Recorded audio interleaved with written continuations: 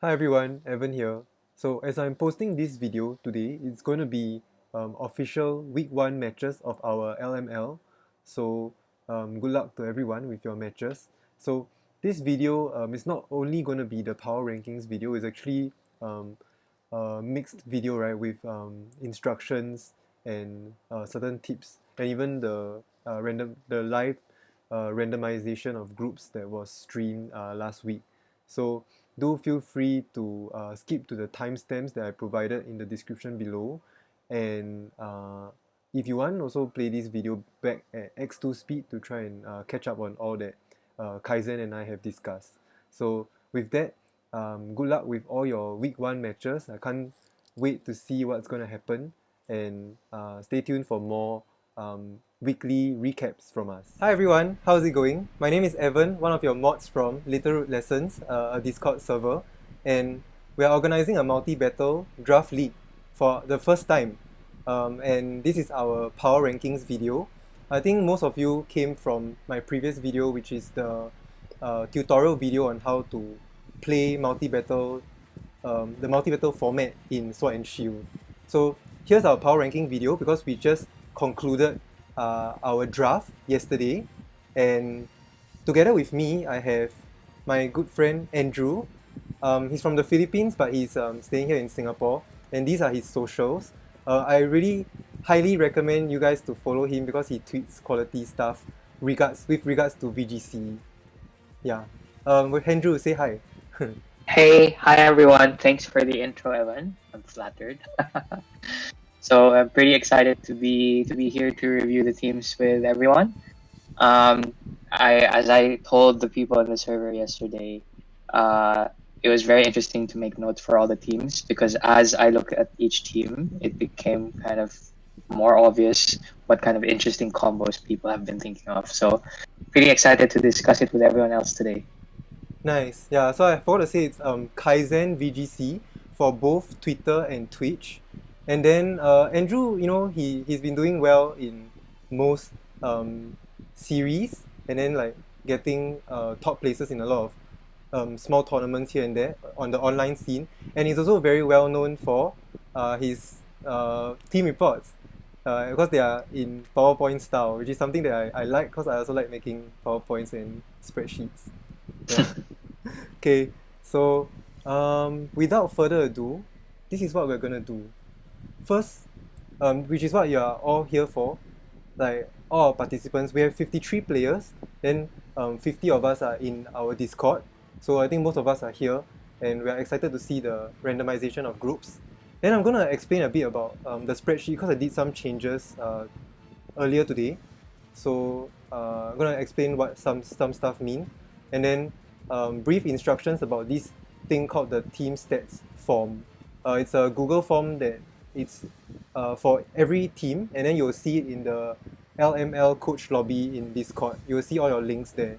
So just check it out because it's not fully updated because we have to wait for the randomization of groups.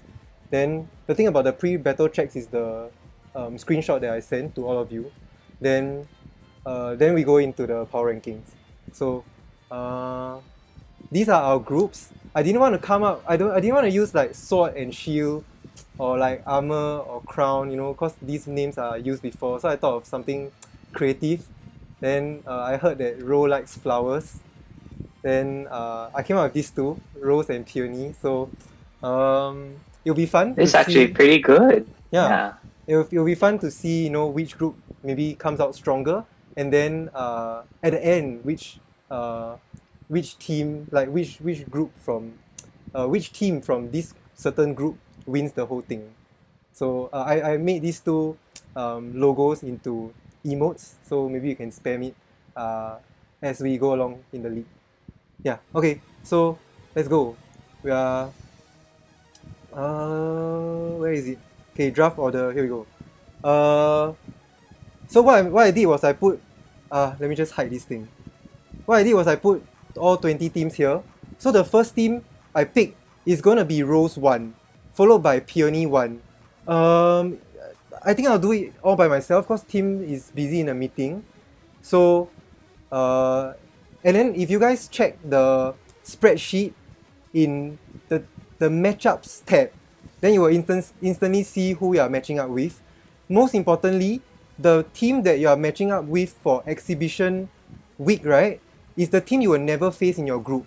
Because we have 20 groups, we split 10 and 10, correct? Then if you play round robin, one team will play 9 teams. Hi, puppy. Kantan. So one team will have to play 9 teams, right? However, we have 8 weeks of regular season, so our numbers are just nice. So that 9th team is actually the exhibition week team, whom you will never face at all. Yeah, so this exhibition week is for you guys to test the waters and get a feel of how multi-battles work, which is very important, you know, sort of like giving you guys a warm-up. Like maybe if you play badminton or table tennis, usually people just do some warm-up. So let's go. I'm gonna click rerun, and this will give me Rose 1. Boom. Wait.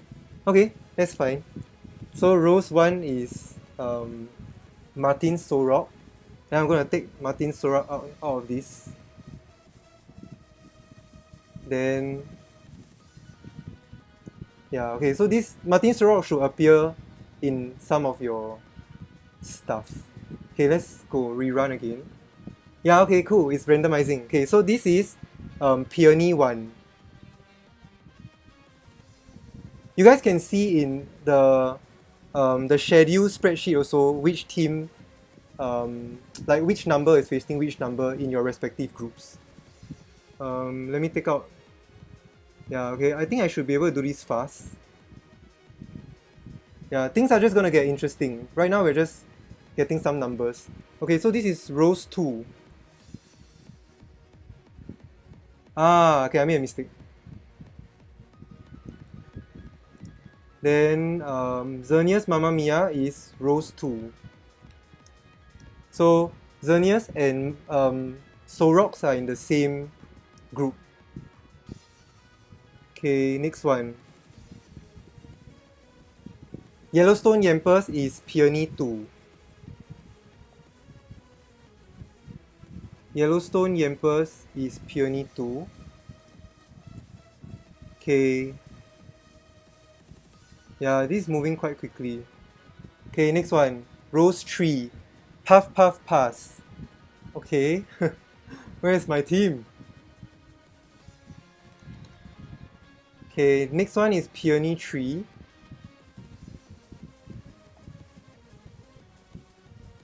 I'm not looking at chat because I just can't do it. So you guys entertain yourselves. Shellder. I'll reply to chat if, okay, cool. If there are people asking questions. So Shellder is Peony 3.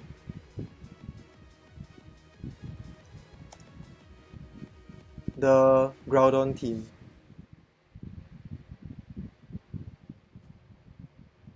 Alright, next is Rose. Next is from the Rose group. Poké Pals is Rose 4. Am I right? Yep. 1, 2, 3. Poké Pals is in Rose 4. I think we have some matchups coming already. Okay, next. Team Pocket Rocket is in Peony 4. Alright.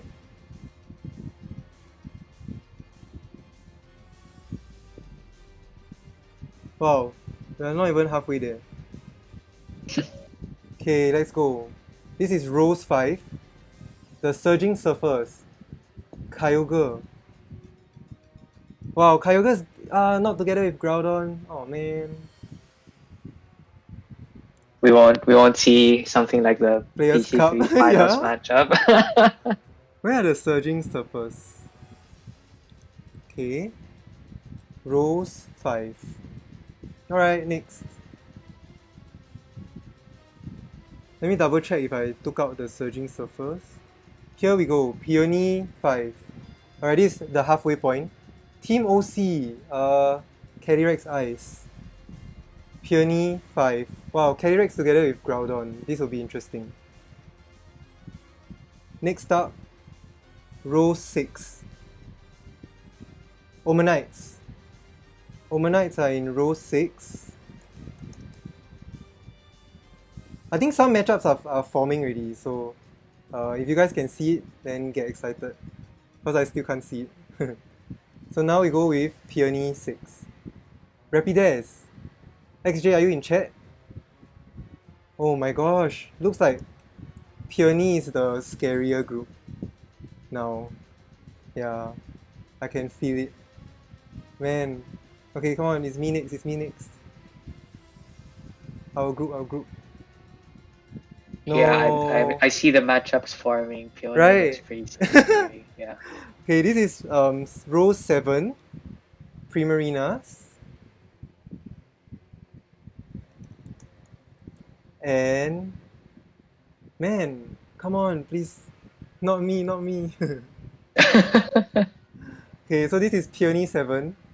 No, it's me. Alright. So it's our team. Hakim and Chasing, this is our team. Okay. Man, RNG. So this is now rows 8. We are down to 6 teams. Malcolm, okay. Good team. Rows 8. Okay, I really hope that I didn't do anything wrong. Now it's Peony 8. STARBOYS.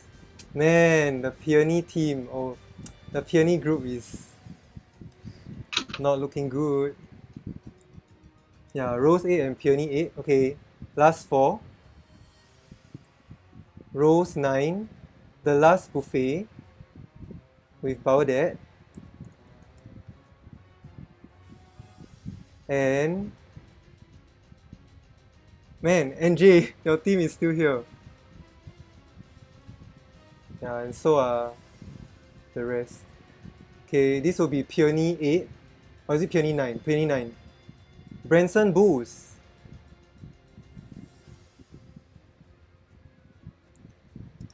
Peony 9. Okay, last 2. Cross your fingers, NJ and Crabs, right? These are, yeah, these 2 teams. Okay, who's gonna join the Rose group? Tyrunts. Wow, NJ, you're in our group. Oh dear. Okay, Rose 10 and Peony 10. That's it, yeah, okay. Nice, I did it within like 5 minutes, right? Okay, so what you guys will have will be your exhibition week matchup. This match doesn't matter, it doesn't count to your score. However, week 1 match, you can see from schedule and matchup, week 1 counts to your score. So the exhibition week is the one that you can meme. However, the week 1 match is the serious one. Yeah. Yeah, time flies. We are starting our tournament already. Starting our league. Where's my team? Ah, cool. In space.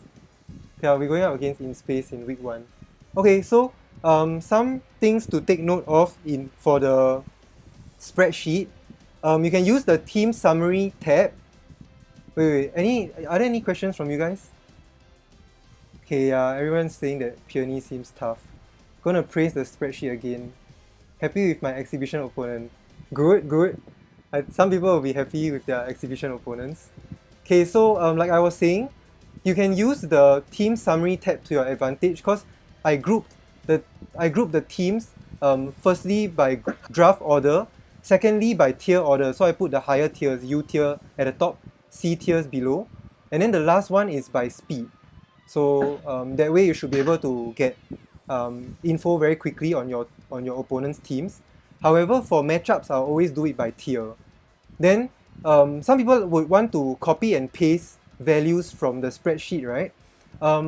Remember that when you copy stuff from our spreadsheet, because I'm getting data for each cell from another place, so remember to press the shift button when you paste.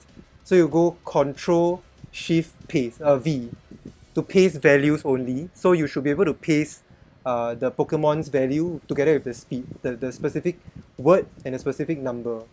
Yeah.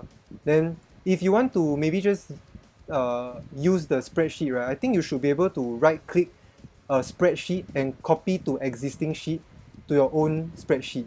So that's generally how you can use the data we present to you to your advantage. Then the team summary sprites are just like, personally I think it's just a visual thing to make things look nicer.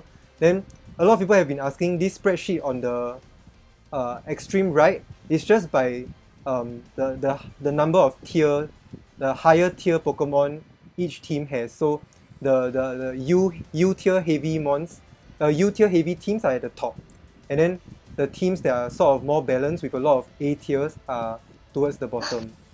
Yeah, so that's all I have for the spreadsheet. Yeah, I'll be updating it frequently. Yeah, then we'll also be coming up with a spreadsheet that says the kill leader and naturally the standings. Okay, next thing on the agenda is these things called the weekly forms. You can find it in the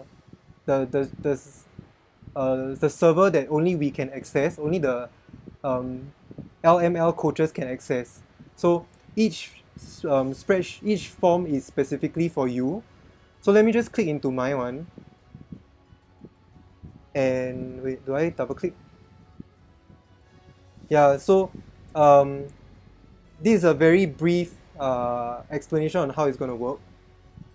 Oh yeah, I tried to make it like very sort of personal. So you know, every spreadsheet has a different color, like sort of a color that suits your team. Yeah, it's very pretty. So it's like looking at all this together. But then if you look at your own, Oh wow, if you look at your own that's a spreadsheet, lot of work. yeah, if you look at your own form, then it's very boring because you see the same color every day. Okay, so here's how you fill up the sheet. You are doing things by Pokemon. So the first part is the admin part. So you say like maybe this is the exhibition week. Are you guys following on? Yeah, okay. Then yeah, my laptop is lagging because I'm using a very lousy Mac. Then for this one, we'll update the teams that are in your group, Rose or Peony. Then let's say exhibition week, I face this team, right? Then here you have to submit a Poké Pals. Then it has to be a URL. So please try to submit a Poké Pals. Don't do things like me. Then you go individually. You can see a Pokemon at the top. You go individually by Pokemon so that we can collect stats this way. So if you did bring your first Pokemon, then press yes. Then you will go to the Pokemon's details. For this one, only click 1. Like the system allows you to click 2, but only click 1 because it's very clear whether you brought it with the player 1 slot or the player's 2 slot, and it's also very clear whether you let it or not. Yeah. Oh, reminder, the Poké Pals, only put 6 Pokemon in the Poké Pals. Don't put your extra 2 that you brought in team preview. So just very cleanly a Poké Pals of just 6 Pokemon. Then what else? Yeah, the nickname. If you can't do it in game because that Pokemon is traded or is an event Pokemon, then just put a nickname here so that we can populate it all in a spreadsheet and rate them. Then kills 0 to 6, and then for kills details, the kill details, if you didn't this particular Pokemon survived the game but didn't kill any opponents, then just put no kills. If not, then just put X Pokemon kills Y Pokemon. That's all. You don't have to put X Pokemon kills Y Pokemon with Toxic or with Sandstorm. You don't have to do that.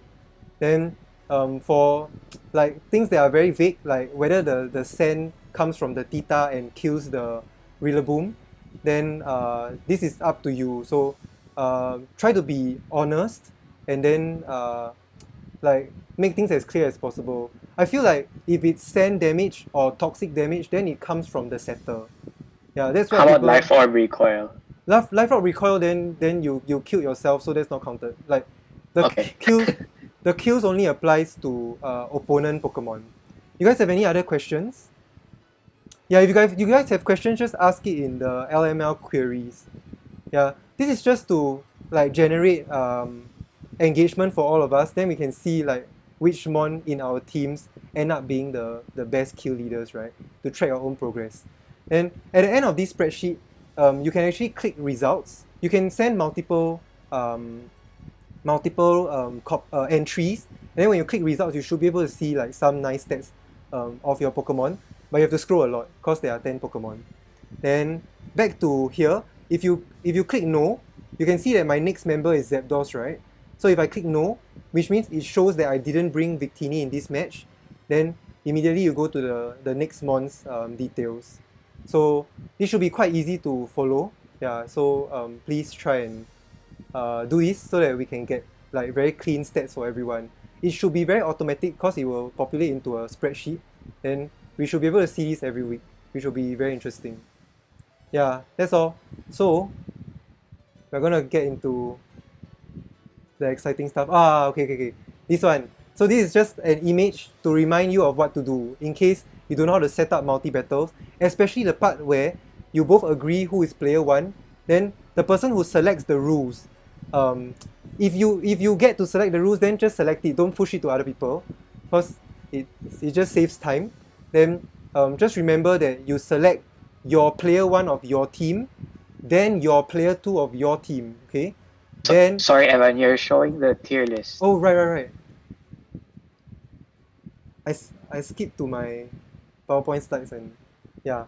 So just remember that you are like when you are selecting players, you select the 2 members of your team first, player 1, player 2, then you select the player 1 of the opponent's team, then the 4th player will automatically snap into place, and I think you have to press X to lock it in. If you spam A, it doesn't help. So just remember these steps. Then this image, save it in your group chats. It should be very useful for you. Then there's one small thing that I added at the end, point number 9, which is to submit your score in Discord with the differential. So you put winning team, how many mons left, dash, how many mons left in the losing team. It can be 0, it can actually be 1 or 2, right?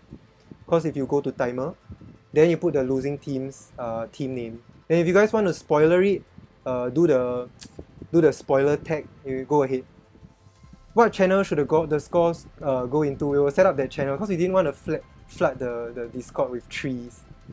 All the LML trees. Then sometimes people cannot scroll down to memes fast enough, you know.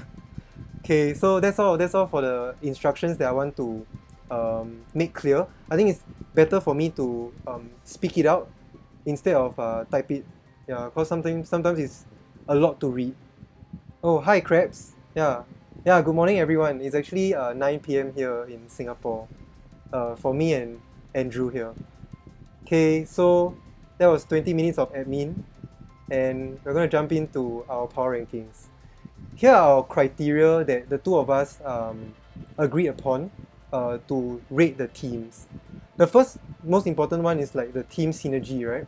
Whether you have collected good cores, or whether you have if you have a very strong a very glaring weakness, whether your other mons can actually cover for that weakness. Like if you have a lot of mons that are maybe weak to grass, then having flying and steel mons actually make it such that you have good switch-ins.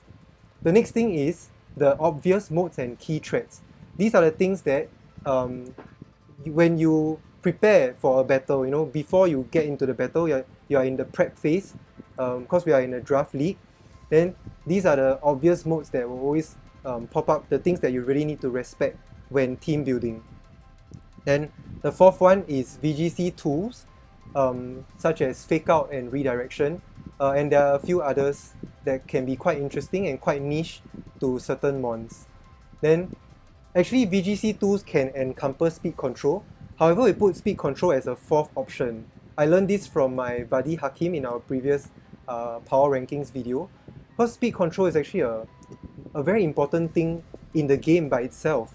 So maybe like separating it so that you can see that maybe sometimes a team has a lot of VGC tools but might not have enough speed control, and that might drop the ranking in our perspectives. Then one last thing before I pass on to Andrew, I just want to say that the power rankings are actually not like, they are just opinions, right? They are just our opinions, and they are not like black and white. They are not cut and dry. So take it with a pinch of salt, and also take other people's rankings with a pinch of salt as well. They are not like what makes or breaks your team, you know. And then you also don't have to, if you are very confident with your team, I feel like you also don't have to base on other people's rankings and like make changes to your teams. Like if you feel confident about your game plan and how your team synergizes together, then by all means, I think go ahead. Yeah. So Andrew, do you have anything else to add with regards to criteria? Yeah, sure. Maybe just two disclaimers, at least from my end when I was making my notes. The first one is obviously these are just based on the Pokemon that people have drafted. So we did not consider, you know, who is in the team, who your matchups are, and all of that. The second disclaimer that I have is, given that this is also a multi-battle league, there are things that, let's say, I might be used to in the way that I think about certain Pokemon that may work a bit differently in the multi-battle scenario, especially because you can't freely switch all 6 of your Pokemon with each other, right? You have 3 on one side and 3 on the other side.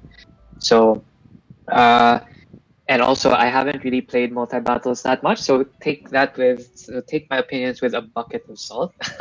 True. But I do think that most of the notes that I have here, and at least the way I understood how people drafted their teams, should largely apply. Yeah, hopefully. Nice. Thanks to everyone for the follows. I won't be able to keep track because I'm like hyper focused on our slides. Then yeah, I think that's a very interesting point with regards to the multi-battle format, because this can be like fresh water for all of us playing a 6v6 battle, right? Then however, like quite a lot of things happen in a doubles format, right? So I feel like to some extent, to a large extent, VGC concepts should apply and should work well in our games. Yeah.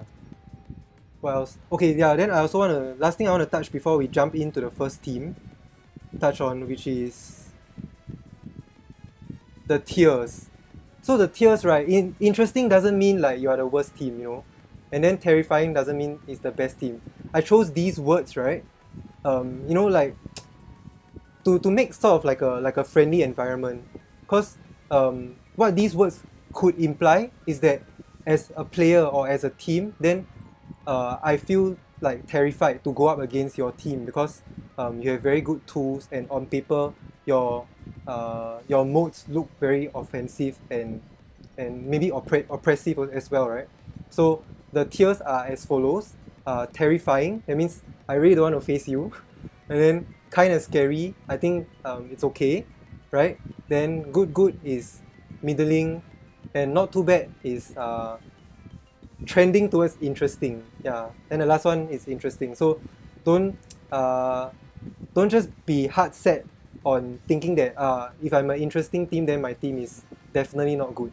Like I feel like interesting teams might not look good on paper because the mons don't give that immediate offensive power or the immediate threat of being able to secure an end game, right?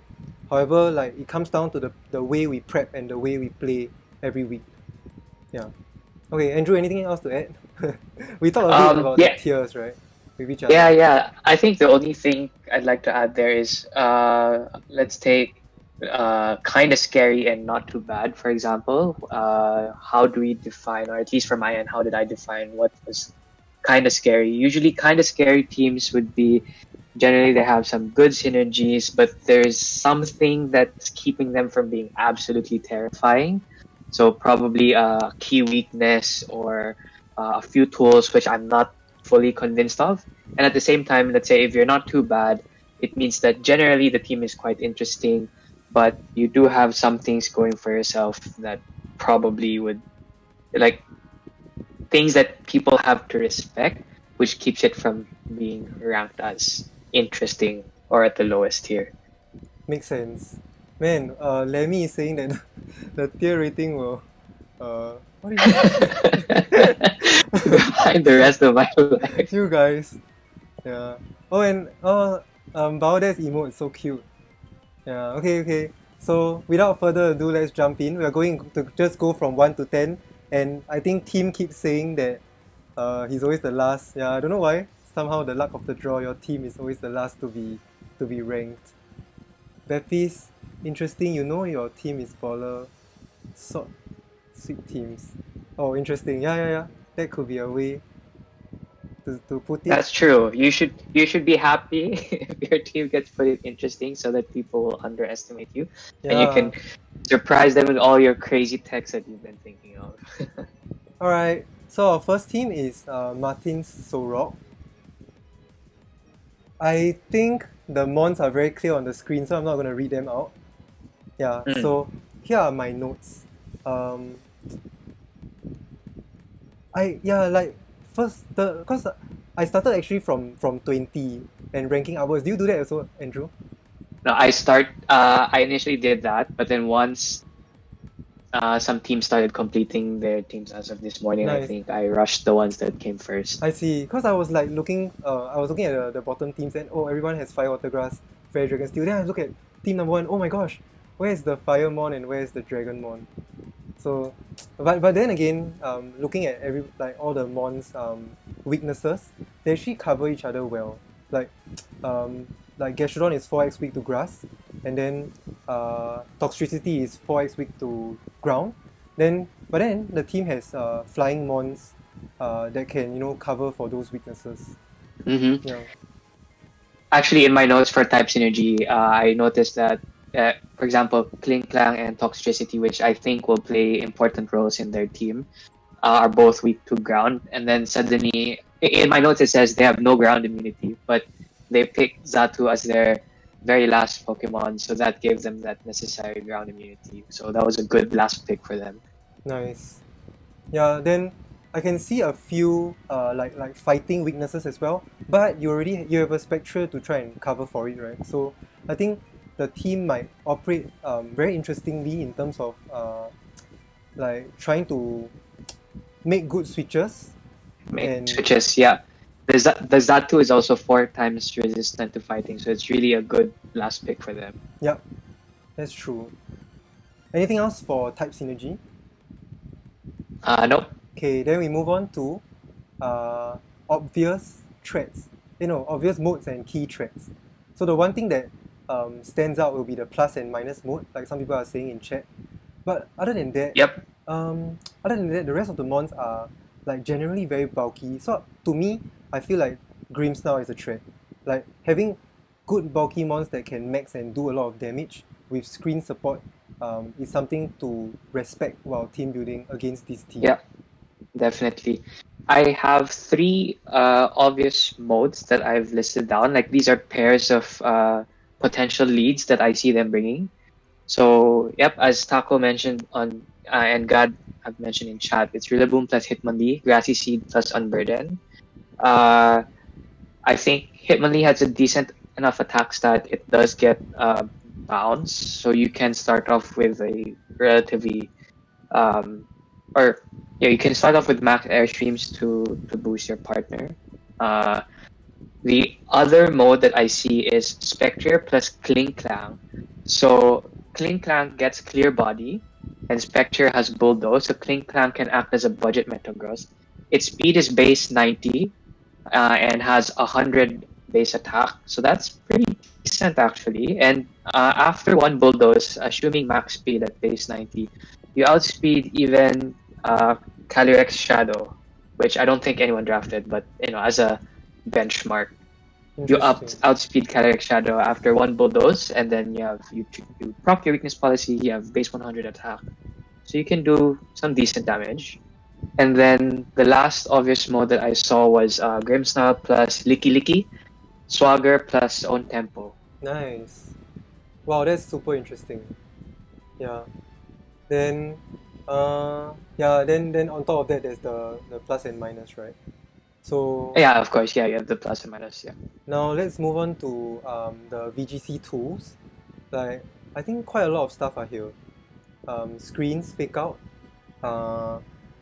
like you said, I think quite reliable max airstream. And one thing to note is also coaching from Hitmonlee. It helped me a lot in my previous draft league. Yeah. Anything else? My mic is a little staticky. Oh, Let me see if I can. Do you hear static from your end, Evan? not a lot. Like very, very minimal. Let's see if it goes away. Let me know if it doesn't, and then I'll try to restart the headset or something. Yeah, I think maybe if you just speak constantly, it should be fine. Because maybe it's Discord's doing the voice recognition thing. Yeah. Okay. Do you have any notes for VGC? Yeah, maybe. Do you have any notes for VGC tools? I think screens will play a very big factor, and then I think Hitmonlee is gonna help a lot with fake out and coaching. The other note that I had is they seem to have a lot of status moves. So Thunder Wave from Grimmsnout, Toxicity, Klinklang. You have Will-O-Wisp from Spectre. True. And then Yawn from likes of Gastrodon. So yeah. Nice. Yeah, I think Spectre is also useful, like in terms of snarl and damage control. So the one thing that they don't have will be Intimidate. So physical mons might be scary to go up against, especially those that can immediately go for max airstream, strong max steel spike or max quicks. Then one last thing that I noted is the Licky Licky. I think it's a trademark mon of either Keaton or Ted from their team. And Licky Licky is useful because of Cloud9. So going up against weather teams, most of the time you should be able to ensure that your Spectre is the fastest. Yeah. Okay, yeah, that is a good point. Yeah. And in terms of speed control, Zato is very interesting. I used it before. It can't get taunted because of Magic Bounce, but it's a little bit frail. I'm quite scared. Like when I used it, I'm usually very aware of what my opponents can do, to kill my Zato. So, however, like so Zatu gets both Trick Room and Tailwind, right? Yep. Yeah, I mentioned here that it feels like this team doesn't want to be in Trick Room. So most of the time, your Trick Room setters can be there to stop opponents' Trick Room. Because your mons are not the slowest, Yeah, and that's all I have for Martin Solrock. I think my final notes on Martin Solrock is that the combos that they have are quite creative, but at least when I started to compare them to some of the other teams, on paper they just didn't seem as powerful. So we have a few teams out there that are very defensive, so I think their goal is to really ensure that they have enough offense to really kind of power through the defensive teams. True. Okay, I will need your help with this. Where are we gonna rank them? I put them at good. That sounds fair. Okay. Yeah, I think I agree. I was leaning towards like not too bad, but I think the like most of their S tier mons are really very strong, and they do most of them do like their jobs very well, right? Like Rillaboom, that's why you see Rillaboom and Spectre a lot in the meta game. So I think I agree with good. Okay, let's speed things through. Let's go on to the next team. Man, I realize I have to keep doing this. Okay, next team is Guylarian Rapidazz, the team that drafted Zacian immediately. And like, let's take a look at their draft order, right? They immediately picked up nice. They immediately picked up Rain together with the Zacian. That's really like very, very smart. And then the fact that both the Kingdra and Politoeds are just A tiers, that's very like a lot of value for money. So looking at the rest of the team, there actually is that Fire, Water, Grass and Fairy Dragon Steel core, which is very interesting. And I feel that most of the time, like there's not a lot of like very glaring weaknesses. So yeah, they have like three electric weaknesses. That's probably the biggest one. But then you have Lando, and then Shinotic is technically resistant electric to resist. electric, so it's not that bad. Yeah. And what else do you have for type synergy? No, that's it. Nothing too obvious when they have the cores in place. Then I think like the Ditto can be interesting if you are able to like maybe try and copy an opponent's ground type, then you will give yourself an extra like electric resist.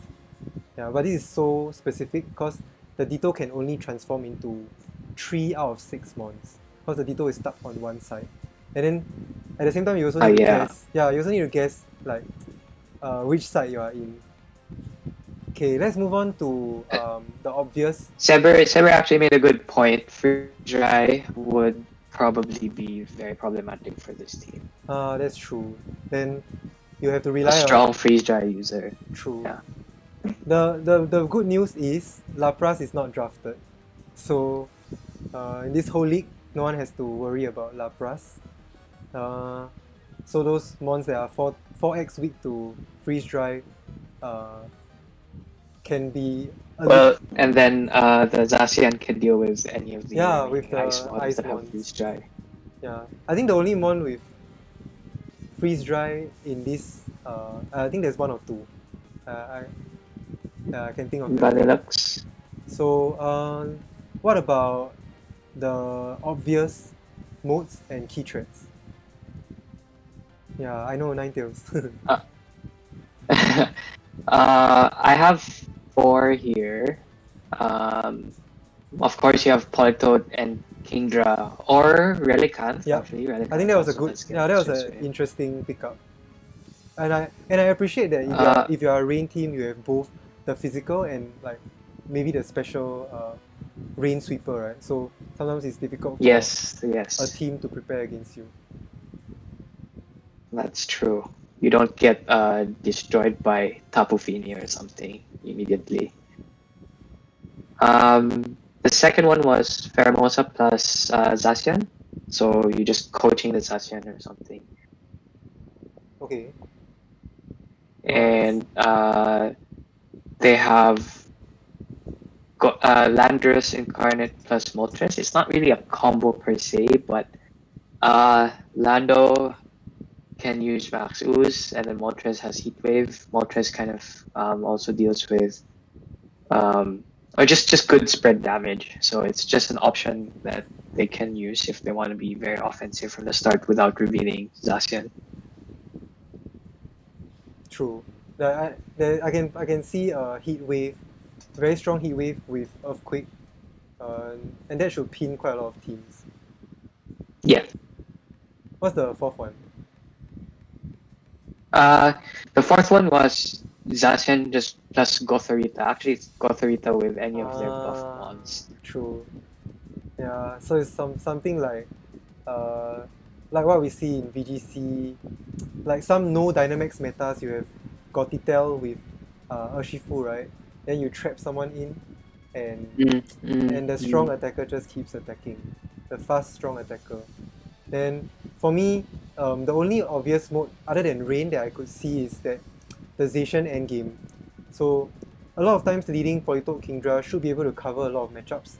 Then you just bring the Zacian in the back that is too fast to be outsped, and it just like kills everything. If your opponent tries to play offensive, then the Zacian could also go for substitute. This is why we see Zacian climb so high in the Series 8 meta, right?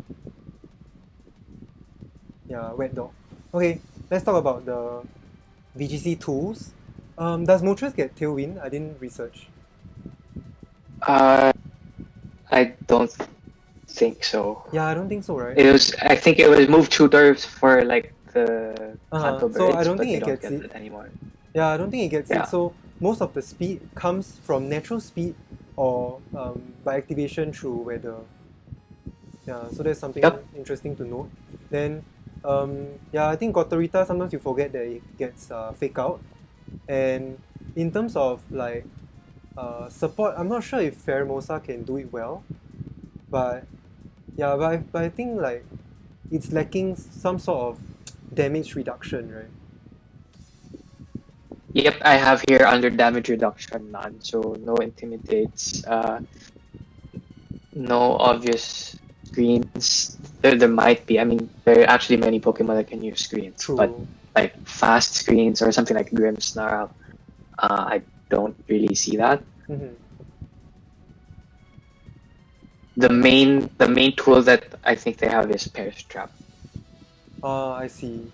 Yeah, so having two different end games, like a Perish Trap end game and a Zacian end game, I think like it's something to respect a lot in team building. Yeah. Then in terms of like speed control, uh, you know, I feel like most of their very offensive mons have access to max airstream. Like even Pheromosa's airstream is very strong. So like personally, I won't underestimate it. So I think in terms of going fast, it's okay. Then at the same time, in terms of going slow, they have a Shinotic that is very slow. So going up against this team, I'm also not sure if I want to go like fast mode or trick room mode because it seems like they have both sides covered. Yeah. Okay, do you have anything else to add? So nothing to add. This is the first team that I rated as terrifying. I might be overestimating the Zacian, but as we know from Series 8, Zacian is broken. And then they were able to draft the right support, like the raid mode, Pheromosa, and the Perish Trap endgame. Or you don't even have to use Perish Song, right? You just trap their key mons with a, let's say, Zacian that has also received coaching from Pheromosa.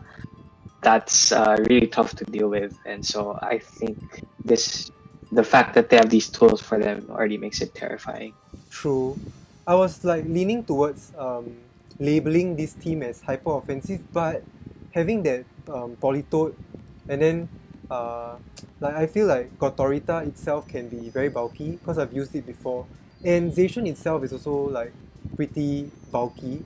So I would say that like this team is not very hyper offense, however it presents that threat immediately. Like maybe in team preview. So I really agree with terrifying. Yeah. Okay, let's do it then. Our first team in terrifying. First team in terrifying. Yeah. Okay, my laptop's gonna keep doing that. Okay, let's go on to the next one. Well, I need to come up with a flow. Next team will be Celebes Celebi. At one glance, like it's a super duper bulky team. I don't like I'm terrified to go up against to try and break through. Yeah. What do you have for type synergy? I'm gonna. They have the Steel Fairy Dragon core in place, but no, the Firewater Grass is not complete. Yeah. And then the only thing I noted was they have 3 ground weaknesses with only 1 immunity. So that's Melmetal, Torracat, Klefki, all weak to ground, and then only Rotom Frost has the immunity. I see. Yeah, I'm a bit curious as to why you guys drafted Feebas, but then you know Feebas could easily be like a mon that can resist ground or resist. Okay, maybe you know Feebas resist fire, but maybe not good enough, right? So the niche I see for Feebas is so obviously it gets Swift Swim, and because it gets Swift Swim, so it actually base 80 speed, which means Feebas in rain is as fast as Venusaur in sun. Oh, that's and true. Feebas gets Hypnosis. I see. Does Feebas get Icy Wind? Because I think only Milotic gets it, right? I don't think Feebas gets Icy Wind. Let me check. I have Yeah, but I'm personally very interested to see like how you guys use it. Maybe you can try it out in the exhibition week. Yeah. However, like I feel like It does get ICU in, yeah, It does, actually, right? it Yeah, does. I kind of remember trying to like teach my Milotic Ice-Wind, then you can already do it to a Feebas. So yeah, it does have some niches, and I think it'll be quite interesting to see how it plays out. Then, uh, then enough about the Feebas, right? Like the comfy Palkia mode, then the Melmetal by Yeah, itself, definitely. yeah, Melmetal by itself, but you really need to try and get up that trick room, which you should be able to like with Fake Out, yeah. Then having these two mons on the field, to always go for moves that max moves that reduce your opponent's damage, like max Steel Spike, max Quick. Then for Palkia's case, sometimes max Wormwind. Yeah, I think that's enough of a threat as itself. Mm. And Gallade can use coaching on Melmetal and also help set Trick Room for it. So Mm-hmm. that's the other, I think, support that they will probably use very often. And then the other partner for Palkia that I see is two actually, Klefki and Cincino. Klefki gets the Prankster Rain Dance, and then Cincino also gets Rain Dance and is relatively fast. So they can make sure that Palkia just gets off a lot of damage right away and probably doesn't even need to max. And then just get rid of the fire types, come in with Melmetal later on, and then Dynamax the Melmetal, or even just use the double Iron Bash. That's a very good point. I think, personally, I feel like the Fairy Dragon Steel combo is more important than the Fire Water Grass combo through my experience in the previous draft league. And I really think that the Melmetal and Palkia together have very, very good type synergy. Yeah, then anytime you Oh, could. people are pointing out in chat that they have four fighting weaknesses. Yes, that's right. So when I made these notes, I realized that they didn't draft Cincino yet. So yes, they do have four fighting weaknesses with only Comfy and Gallade as their two resists. I see. Yeah, so I thought like that Phoeba slot could very well be a flying type mon. Then even if it's not as offensive, maybe you can always go for like max airstreams to have a step flying move for the opposing fighting mons. Yeah, so that Phoebas, it's a bit strange. In terms of VGC tools, what do they have? They have the Fake Out from Torcat and Kang, and then they have Intimidate from Torcat. Yeah, then I Those are also, the probably main ones. and I think Klefki is also very important. I really appreciate Klefki's ability, like the ability to do a lot of things before your opponents. Then having Thunder Wave is also very scary to go up against. Yeah, I personally Klefki use is the OG Grimmsnarl. yeah, I personally used Klefki before, and I really like how sometimes you can play it well. Yeah. Then that's all for tools, right? Anything else? Oh yeah, Nope, and I think. and Comfy. Like Comfy is really one of a kind. So having the ability to heal um, your partners, right, even before the opponent can touch you, I think that's gonna come in very clutch for this team. Yes. So, given that their main offense would be from Palkia and Melmetal, and then if you can just floral healing them until they KO everyone else on the opposing side, yeah, that's a pretty strong combo. Yeah, I think Comfy is a very valuable pick for you guys. That's why I wrote from the start that this team is very bulky. It's like a lot of like good options for healing, and then good options to always boost your defenses. And that's the scariest part for me. Then in terms of speed control, like I kept thinking that Melmetal had Trick Room, but it doesn't, right? So No, yeah, so like sometimes Comfy Gallade. I feel like sometimes setting Trick Room might be a bit tough, and then the opponent might need to make reads. So to me, this team does not want to get in Trick Room, which is something that Melmetal loves. So they have to like use other forms, other ways to make the team bulky, which they very well can. So I feel like Galate and Comfy are sometimes there to like the first team to stop Trick Room instead of let Trick Room go up. Yeah. Oh yeah, Palkia gets Trick Room too. Yeah. I've used Trick Room Palkia in Series 8. It was quite enjoyable. I destroyed all the Groudon and Kyogre teams. Yeah. Okay, so what's your ranking for this team? I have here my notes as good, and I think the reason for that, even if we've said a lot of good things about them, was that they rely on their first three, Palkia, Minotaur, and Comfy a lot. And I put it as good just because if a team is able to figure a way through that, then I think they're going to struggle. But I'm not actually sure if teams will have good answers to these three. So I'm actually fine if we move it up a bit to kind of scary. For me, I was leaning towards kind of scary, cause having a very good Fairy Dragon Steel combo, I think, in my opinion, I give it more points because of that. Then, I just think I'm quite scared of this team. Yeah, So- like the more we talked about it, probably the more I start to feel, okay, maybe it is actually scarier than I initially thought. Yeah. Okay, I'm gonna go ahead and do it. Oh, man. Then let's move on to the next team. Do you have anything else to add for the Celebes? Nope. Nice. So far we are on track. Next up we have Poké Pals. I like this team. Like if I were to like use someone else's team, then this is like one of them, cause like the mons are not the most common and very very interesting.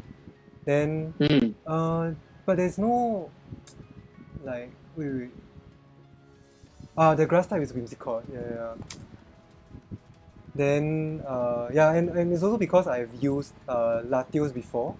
And I think there's room to get creative with Latios. Yeah. What do you have for type synergy? They have both cores in place, so they have Whimsicott, Torkoal, and Jellicent, for example, as your Fire Water Grass core, and then you have Steel Fairy Dragon, Cobalion, Latios, and Whimsicott. Or you even have like Centiskorch, Nuzleaf as other options. So they have those cores in place. I couldn't really find any obvious weaknesses. I mean, there are probably some common weaknesses, but then they also had them patched up. So I think overall type synergy is pretty good. Yep. I'm trying to... okay, I got it. Yeah, I think it's okay. Then I'm also very interested to see how Nuzleaf worked. Because when the team drafted Nuzleaf last, then I went to check Shift3. But we put Shift3 in the B tier, so they didn't have enough points. Yeah, so I think using Nuzleaf might be interesting because Whimsicott might not be enough with the grass coverage. And then there are certain mons where grass coverage is quite important. Yeah. Then I found that the like I said, the Fairy Dragon and Steel like core, I feel like it's quite solid. However, it's like it does not present that much damage output unless you get a beat up of, or you commit your max to Latios. So that's something that I feel like this team might have to keep in mind. Oh yeah, Flare, I'll upload this to my YouTube channel after this. Plus, you should be able to catch the VODs in my Twitch stream. Yeah. Sorry, Andrew, I cut you off. Yeah, no problem. So you're talking about beat up, right? So obviously you have the Whimsicott Cobalion potential lead. interestingly enough, Nuzleaf in Sun is pretty fast, and so Nuzleaf can also beat up Cobalion if Whimsicott is going to do other things. Oh, So they that's have two interesting. ways at least to enable the Cobalion. But of course, Nuzleaf in Sun, so that means you should have sent Torkoal out first, or Whimsicott uses Sunny Day first, and you have to reposition. It gets tricky. So, but you should keep that in mind, I think, when you see Nuzleaf in team preview.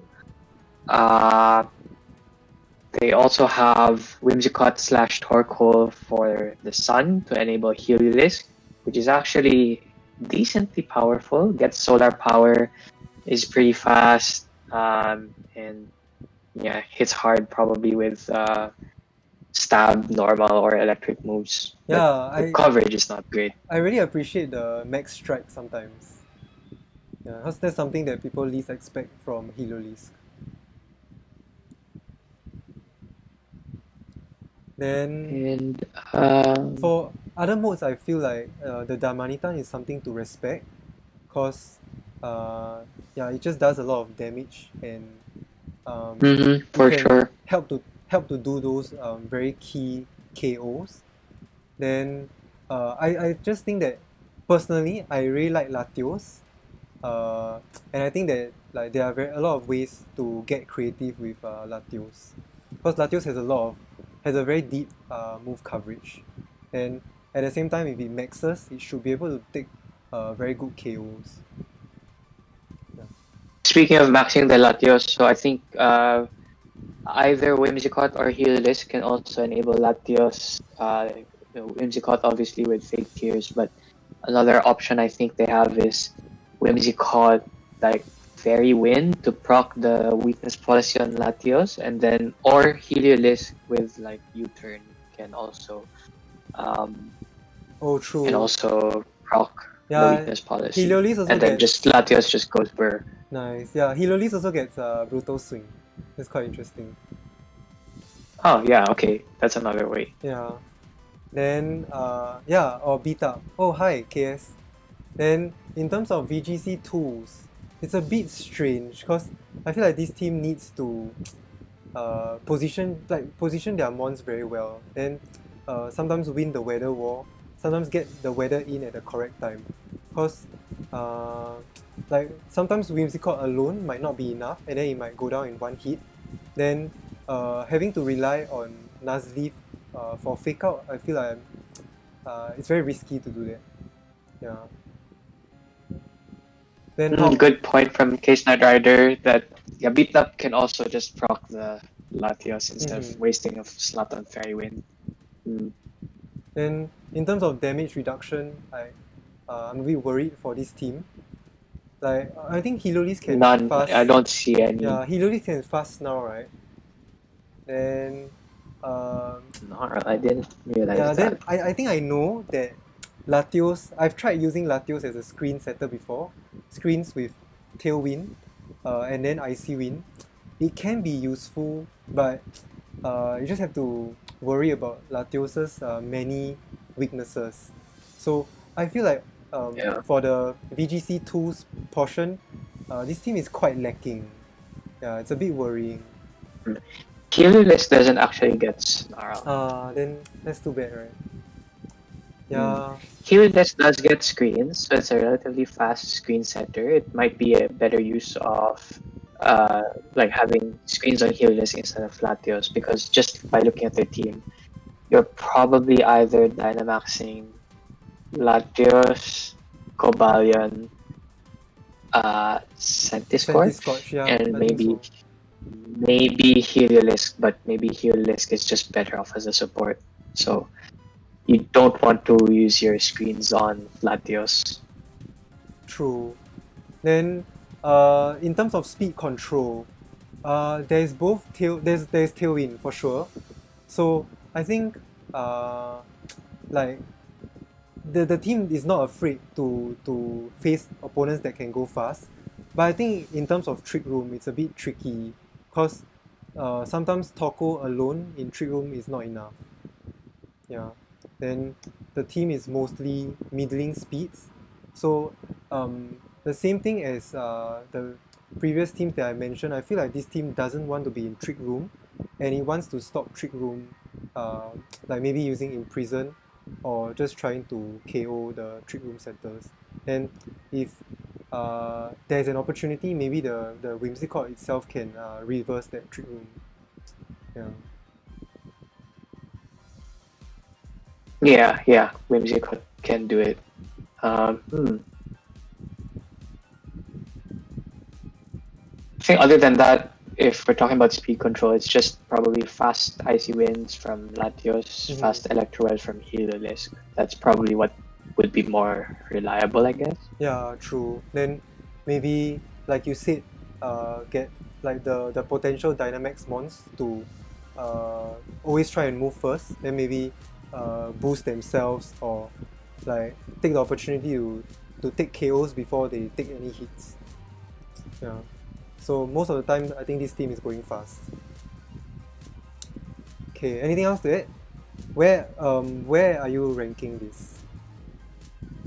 I'm putting this under good. I think so. The reason for that is obviously there's some strong Pokemon there, but I think in terms of Dynamax targets, it's not that great. So like Latios, Cobalion, compared to some of the other Dynamax ones that have been drafted by other teams, not that great. They do have some decent spread offense. So you have like Torkoal, Jellicent, Heliolisk, but the Maxmons are the ones that are, I think, a bit lacking. And also, there's a lot of weight on Whimsicott to kind of do its shenanigans, but I don't think the team has a clear way to stop Fake Out. So you might have to waste one slot on Whimsicott just to have Protect or something, or not lead it, which is risky. So good for me. For me, I'm leaning towards not too bad. Yeah, because sometimes I feel like the Torkoal might be hindering the team a little bit, because there are quite a lot of bonds that are weak to fire. Then even Centiskorch is not a fire resist, so sometimes like the weather might get in the way of the team. Then the synergy might not be that good. Yeah. Then I think one thing that's interesting maybe in terms of weather is that Heliolisk can actually do well in the rain with the dry skin. Yeah, but then I just felt like the Torkoal might be very tricky for this team to use. Okay, Guards in chat also saying that there are other options to reduce damage in terms of Struggle Bug and Breaking Swipe. That's quite cool. Yeah.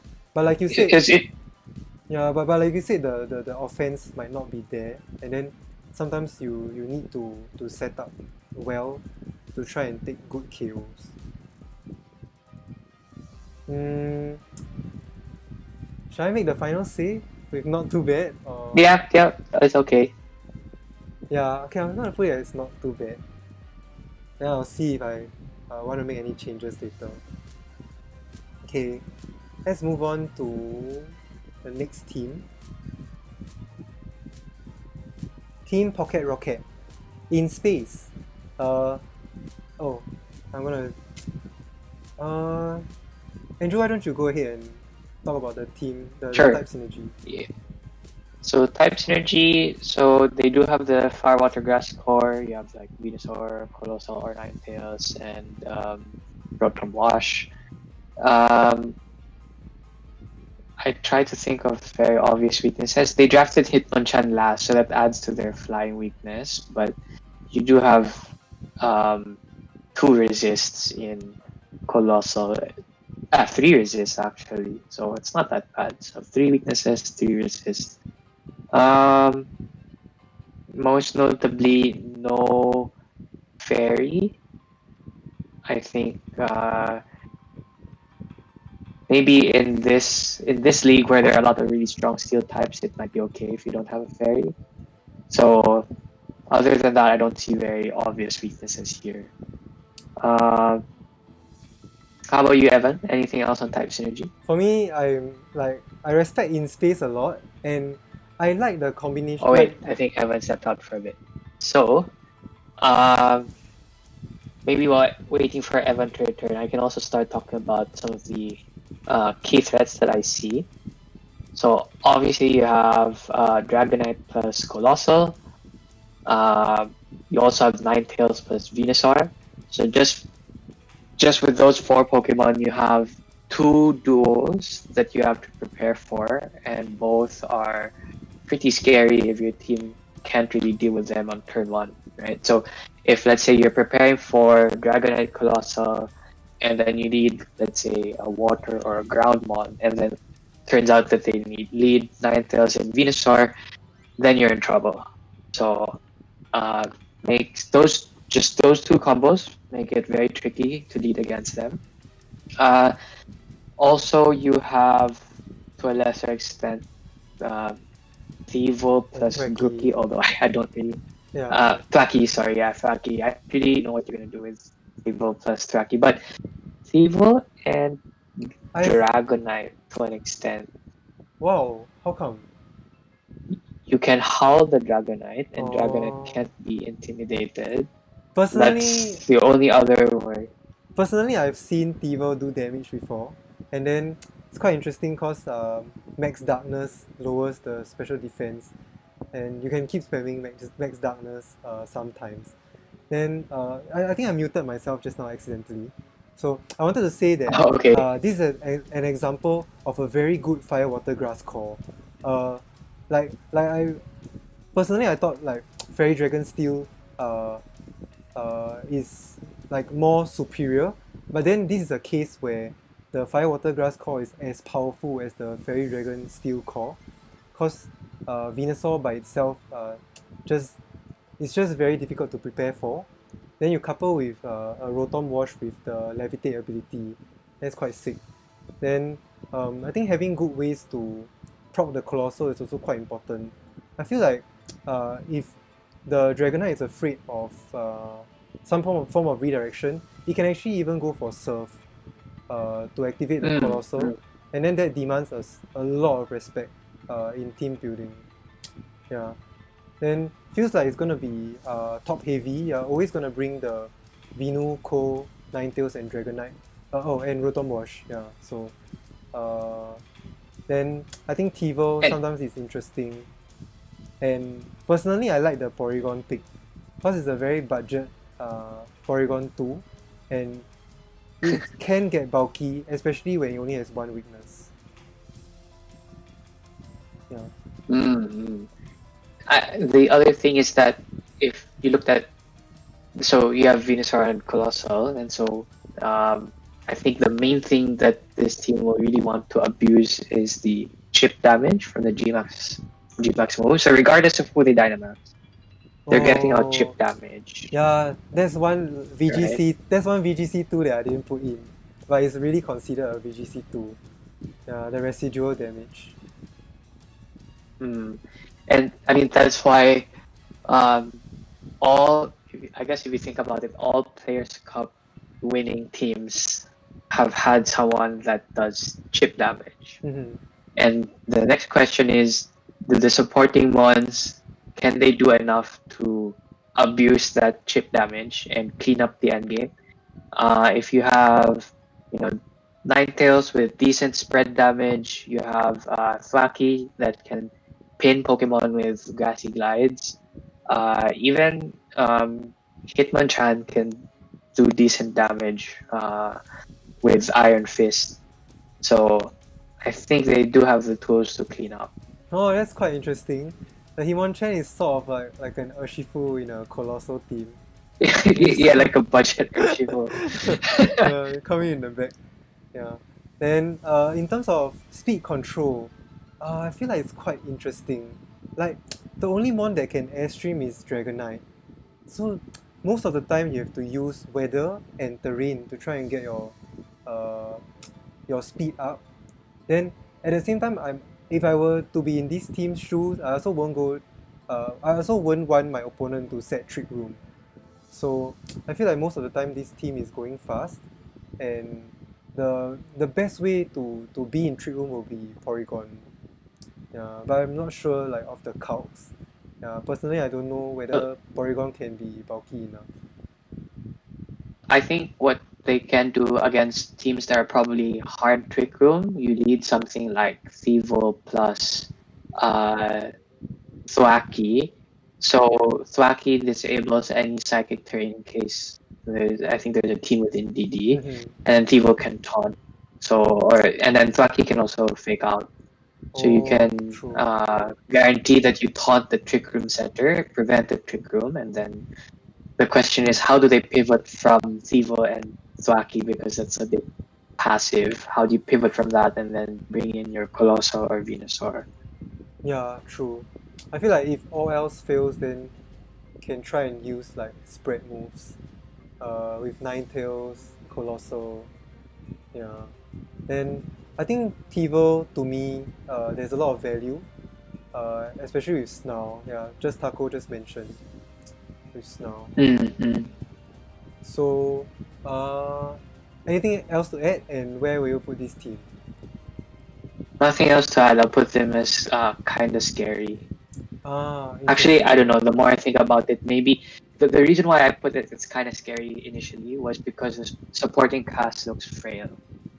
So if you find a way through the Dynamax mons and then get your own offense out, you can take out the supporting cast, and as long as you survive the chip damage, you should be fine. But if your team is not prepared to deal with the chip damage and then you let the supporting cast do the cleanup, it's very easy to lose to this team. True. For me, I'll put it as kind of scary as well, cause I really recognize the threat of Venusaur and Colossal. But like one thing to note is that we are playing a multi-battle that is 6v6. So personally, I'm not sure if the residual damage can go a long way even. Yeah, but That's a good point. Probably less effective than 4-on-4. Yeah, but generally, I like, even though it's like there are some points that can like lower the team's what's that word, like strengths, but then I still think that these mons by themselves are still very, very bulky, and that is something to respect. Yeah, for sure. Yeah, so I think I agree with kind of scary. Yeah. Okay. Where am I? When I realized that this draft order window can't change it much. I'm like limiting myself. Okay, let's put it in. Then, if you're in chat, Aaron, in space, I think I respect you a lot as a player. So, I really appreciate this draft. And I think you can do good things with it. Where am I? Okay, let's move on to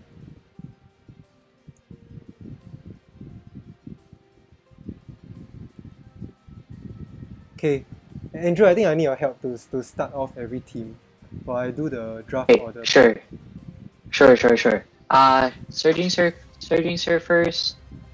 Okay, it's showing on stream already. Good. Nice. So no Firewater Grass Core and no Steel Fairy Dragon Core. Yeah. There are also 5 ground weaknesses with no resist or immunity. So I'm pretty worried for them for any strong ground mod that's out there. I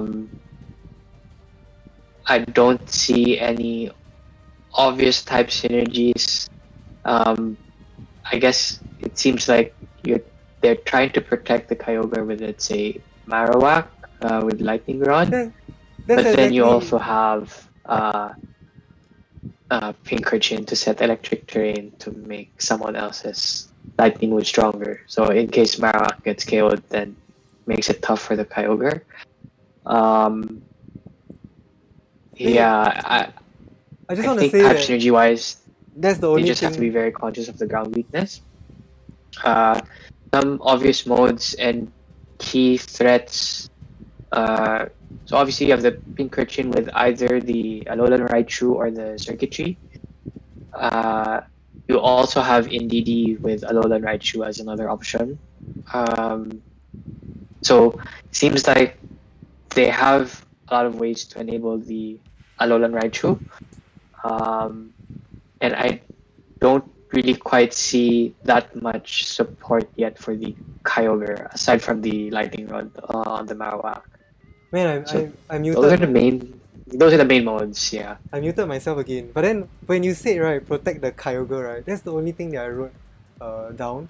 I feel like this team really wants to protect that Kyogre. So even Pincurchin gets Lightning Rod, which is quite interesting. But I feel like if Kyogre, I didn't realize that. yeah, like if they just play the Kyogre well and take out the Groundmon, right? If you are able to take out the Groundmon, then the rest of the mons should be able to roam free. Cause like most of these electric mons, they only have one weakness.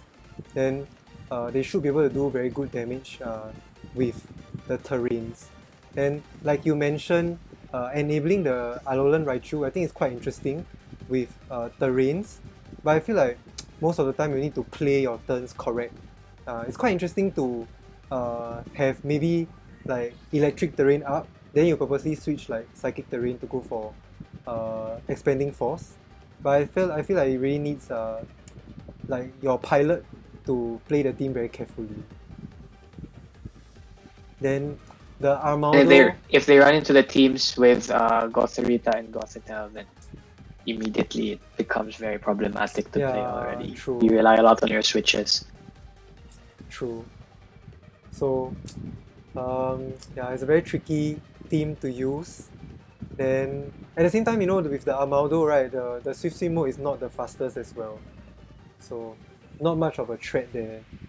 Yeah, but I think they're just gonna have to play the Kyogre very well, like try their best to protect it at all costs, and just try and use Kyogre to do damage. Yeah. My concern is, even if they have Lightning Rod to protect the Kyogre, so there are two problems. One is, if you won't max the Kyogre, then you're going to rely on Water Spout because you don't want to miss with Origin Pulse, right? So the thing is, even with Lightning Rod, you just need to hit the Kyogre with something that's reasonably strong. And without, let's say, Tailwind, any of the teams that have either fast Icy Winds, fast Electro Webs, like Lightning Rod doesn't protect you from Electro Web, right? Fast Electro Webs can just hit the Kyogre and make your Water Spout less useful. The alternative is, if you max your Kyogre, I feel like, at least on this team, I don't know if that's the best use of it. And then also, I'm not sure who else they're going to max. Maybe Circuitry, maybe the Alolan Raichu. Yeah. But I would actually rather see the Alolan Raichu not max and do something like, as you said, expanding force to hit both Pokemon. True.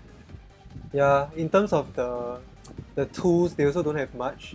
Like, I think the Raichu has a lot of things to try, like a lot of things that he wants to do, right? Like maybe he wants to fake out, then he wants to try and do damage. Then I don't know whether it alone is enough, right?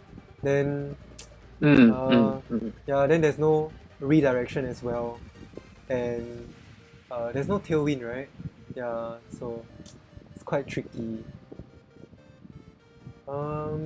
So my closing notes here was that basically they're very focused on enabling the Surging Surfer, I guess. Yeah. Enabling their mascot. But to be honest, it's not that great. I know there are a lot of Raichu fans out there. Please don't judge me, but it's not that great, especially if you're going up against some of the other Pokemon that we've already talked about. So that's the part that I feel would be quite worrying for this team. But you always have to respect the Kyogre. True. That's true. Oh, hi, Aaron. We just talked about your team. I think you might have missed it. Yeah. Okay, so for me, I'm going to put it in interesting. What about you?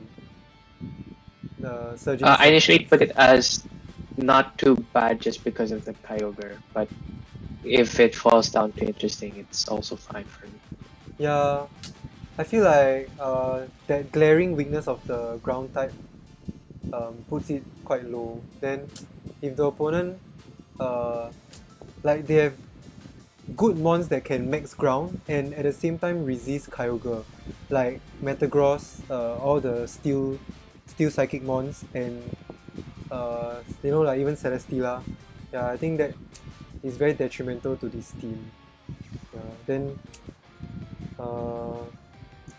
Resist Kyogre, or you mean as long as they're not weak to Kyogre? yeah. And then you can keep getting your max quick up. Then yeah, so I feel like this team really needs to be very, very creative or play very well to get out of a lot of sticky situations.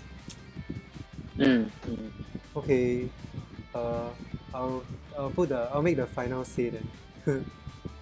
we'll get our first team on interesting, and we have sort of a bell curve. Okay.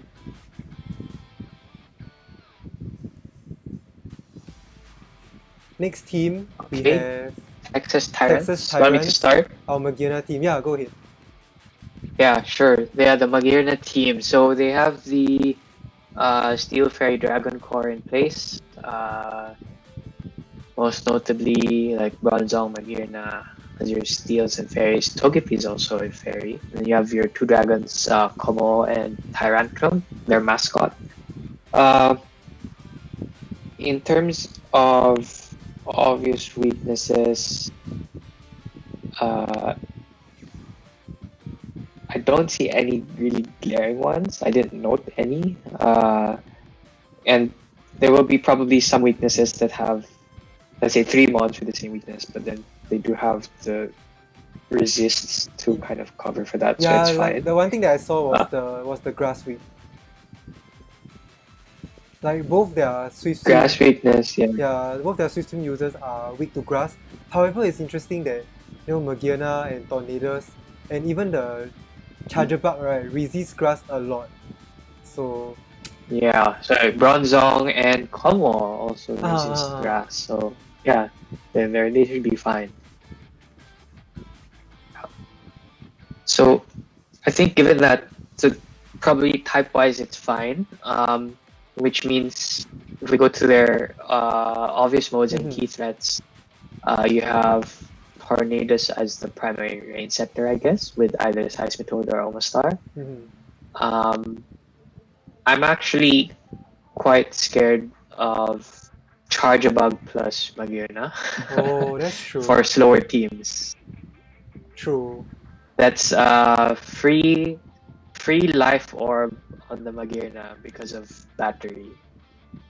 And then if you have Tornadus to set up Tailwind first, then you have a fast Magearna. If Tornadus gets KO'd, then you just bring in the Charger Bug, and then you have Magearna that does an extra 30% of damage while picking up the special attack boosts. Yeah, that's interesting.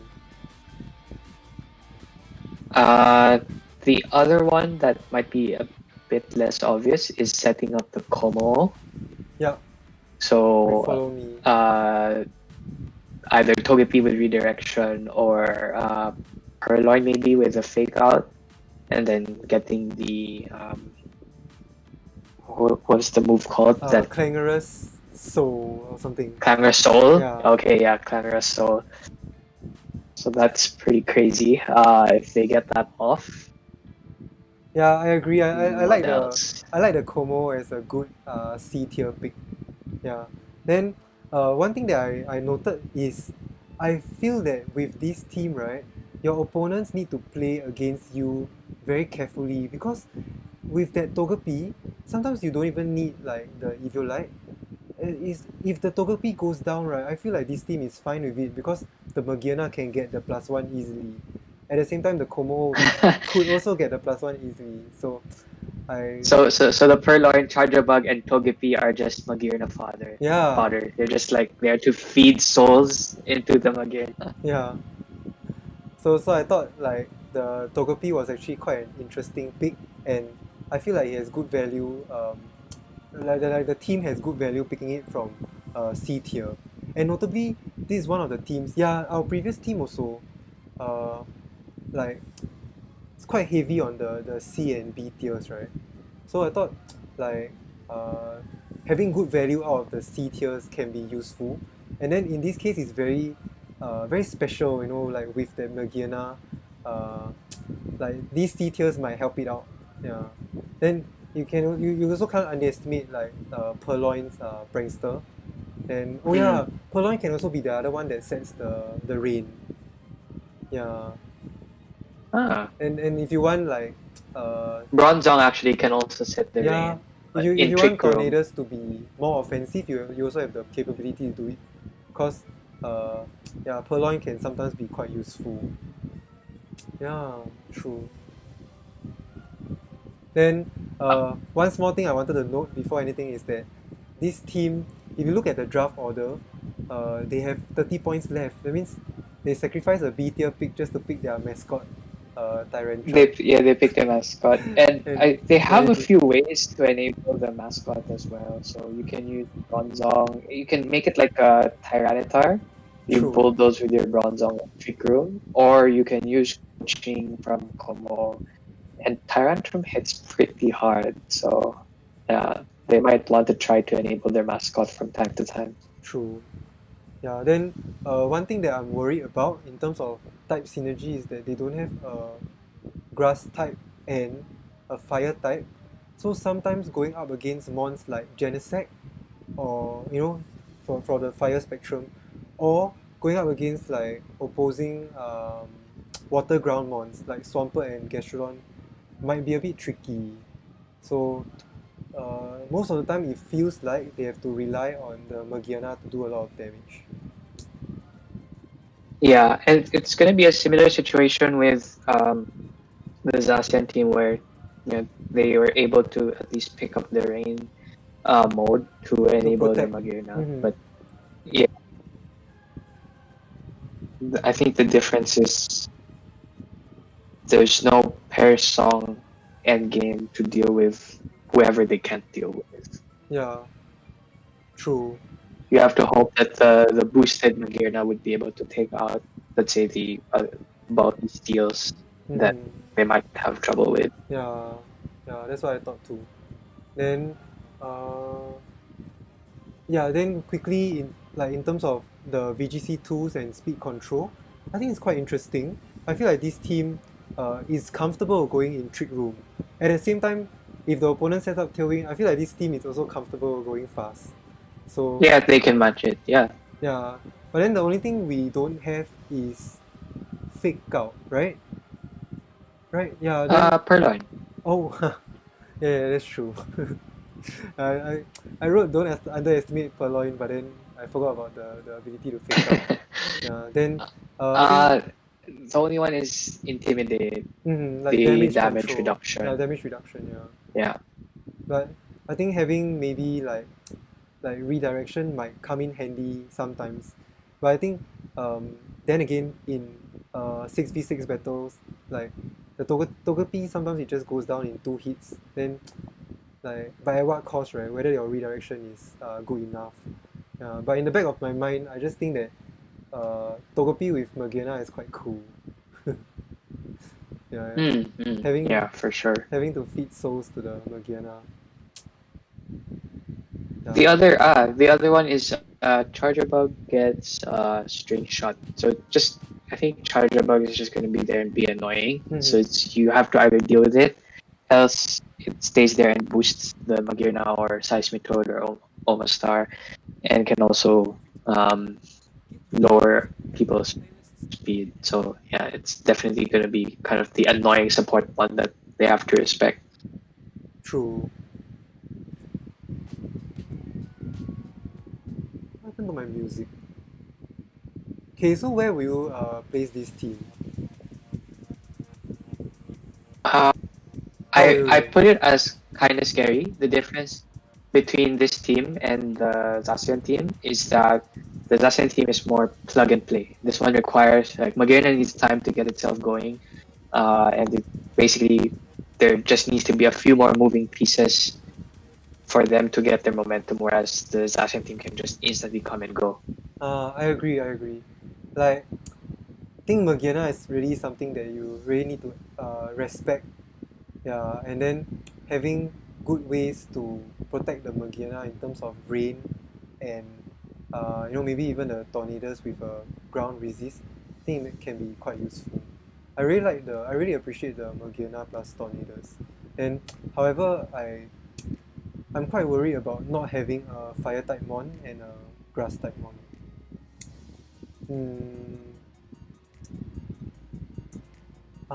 Are you thinking of putting it as good instead? Yeah, I thought about it.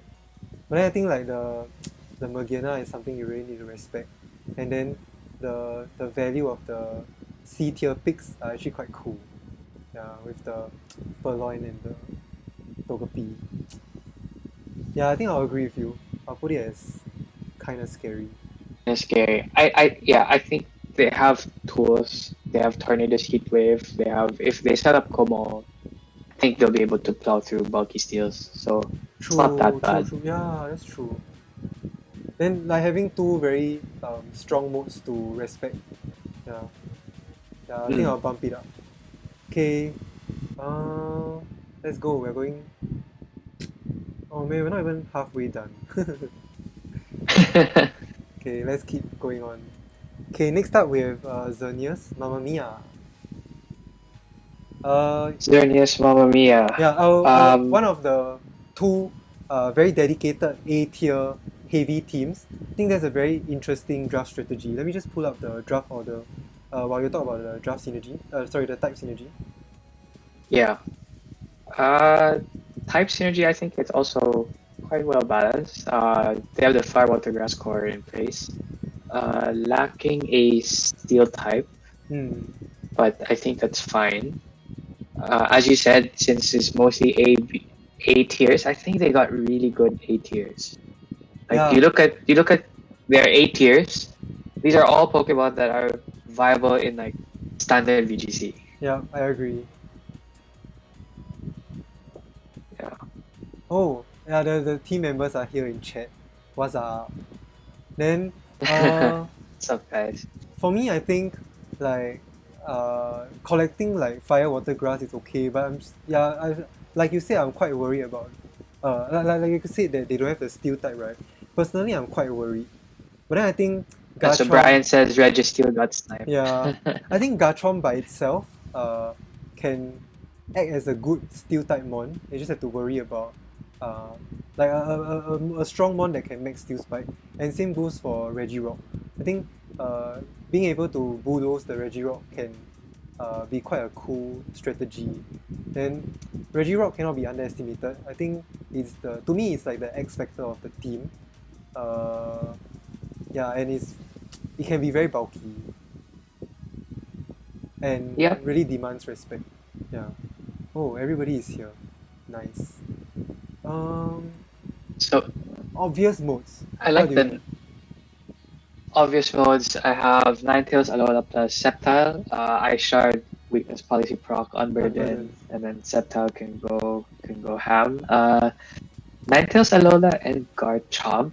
I've seen quite a number of teams in like standard VGC that have been using those two, and these are the two that they picked first. So I think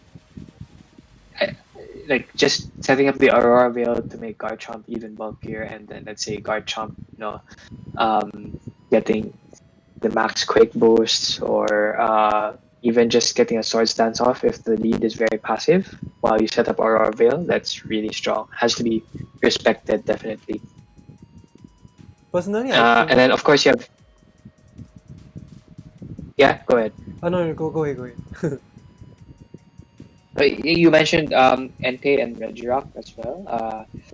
Then the last one I thought of was actually Weezing and Garchomp, because I tried to think where the Weezing would fit in. Yeah. And I felt that you could lead Weezing and Garchomp, because Garchomp's ability, usually rough skin, right? It's not that great. And then by leading Weezing, you protect the Garchomp from intimidates. So it's just a good option to get your Garchomp going, and then you have a lot of other tools to come in later to help clean up what Garchomp can. Oh, that's quite interesting. Yeah, from I feel like their turning point was when they drafted Regirock.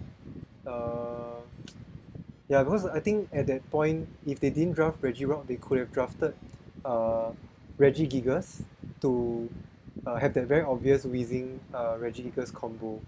Then they didn't go with it. I think they went with Regirock. Then it was quite like it was a different turn. And personally, looking at the team at a glance, right? Like I'm not very sure what that Weezing can do. So I thought this Weezing Garchomp is a pretty good idea. Yeah. Then personally, I've used Weezing in a draft league format, and I think having to stop having the ability to stop opponents' abilities, right? I think it can come in very handy. So going up against this team, I wouldn't underestimate the Weezing if I see in team preview. I think it's their way to stop the weather teams. True. Yeah, Groudon, Kyogre, the Sun teams. Yeah. Then next up we have like the VGC tools, right? I think quite a lot. I like the Persian. And I really like the Entei. Persian has a lot of tools. Yeah. And I really like Entei. Then yeah, it's just the Persian. Then I'm very like I feel wary about setting up screens with so many weather teams in our league. Yeah, so I'm not sure about Ninetales Aurora Veil. Yeah, I feel like they need to bring the Ninetales in the back instead of lead it to get the Aurora Veil somewhere. Yeah. That's a good point. Or like you can lead with the Persian, get the parting shot off, then bring in the Ninetales and then set something up later. But I think they have a lot of tools. What I noted here is that they have a lot of tools to choke their opponents. Oh. So parting shot, Aurora Veil. You have Snarl from Entei, Sacred Fire. And then you have Weezing that can also haze the Magirna boosts away or something like that. Yeah. It allows them to either weaken their opponents or basically try to make them fight like, I don't know how to say this, like fair and square, you know? Take out their abilities, take out their boosts, take out or drop their stats, and then you're gonna have to fight with your mons. And they have better value mons because of these A-tier picks. So I think that makes it really scary. Yeah, I feel like most of the time what they're gonna do is outbulk your opponent, and then just try to last the game longer, and then maybe go with like a late game Dynamax. Yeah. Anything else in terms of speed control? No Tailwind, right? Yeah, no Tailwind. No Tailwind. Trick Room from Trevenant. Fast Icy Wind from Persian, and I think Ninetales. So maybe like But they could. That's it. Yeah, so maybe if like opponents have abilities that require weather or require terrain, then I think that Weezing is going to come in handy. Yeah. So to ensure that Ninetales, Garchomp and Entei will always be the fastest on the field. Then same like most previous teams, I think this team doesn't want to be in Trick Room. Then they want to try and use like Trevenant to maybe get out of Trick Room. And you know, just not let the opponent set Trick Room up. But then with a lot of like the damage control, right? I think they might still be okay going Trick Room. I thought of the Trick Room mode. So obviously Trevenant to set Trick Room, right? And then you probably have Regirock as your main attacker. Trevenant can also use Forest Curse to give Regirock the grass typing to take out its water and ground weakness. Whoa. So that can make it really scary against teams that only have that option against Regirock. Oh wow, that's interesting. Wow. Then having Forest Curse, right, maybe can enable Buzzwole and Ninetales to do more super effective damage. Okay. Yeah. That's another option. Alright. Yeah, but overall like the mons have good ways to reduce damage while doing very good damage at the same time, and that's very respectable and something that you really need to take note of while preparing against this team. Where do you put this team? How do you rank it? I'll put them as kind of scary. What sets it apart from being terrifying is, again, not having something that's I would consider totally busted, but just really good tools. And I think because they have, let's say, Garchomp and Entei, against most of the other teams, they have good answers to strong steel types. And because of all the tools that we just discussed, that allows them to fight or enable Garchomp and Entei. So I think it's overall still kind of scary. True, I agree with you. And I feel like this is the kind of team, right, that like most of the time you can Dynamax any mon if you are if you feel like you're in the right position, and then there's a certain form of threat over there. Okay. Next up we have Team OC, our dedicated Sun and Calyrex Ice team, and their mons are very angry, as you can see from their logo. Okay, I'll let you start. Okay, sure, I'll start. Yeah. So they do have the Steel Fairy Dragon Core, which you like. They do have 4 ground weaknesses, but they compensate for it with 2 immunities in Flygon and Salamence, and 1 resist. Initially, with all the, let's say, Flygon and Salamence, you'd think they'd be weak to ice, yeah. but it seems like they have actually, yeah. What did they draft last? Why didn't I write down ice? So ice is a potential problem. Oh. But they have probably the strongest ice mon in Calyrex, so yeah. They shouldn't be that worried. I wrote here like it's quite interesting that they drafted 2 mons very weak to ice, but it's okay because the strongest ice mon is there on the same team. Yeah. It's quite similar to like the first team where there's a Rillaboom and a Gastrodon, right?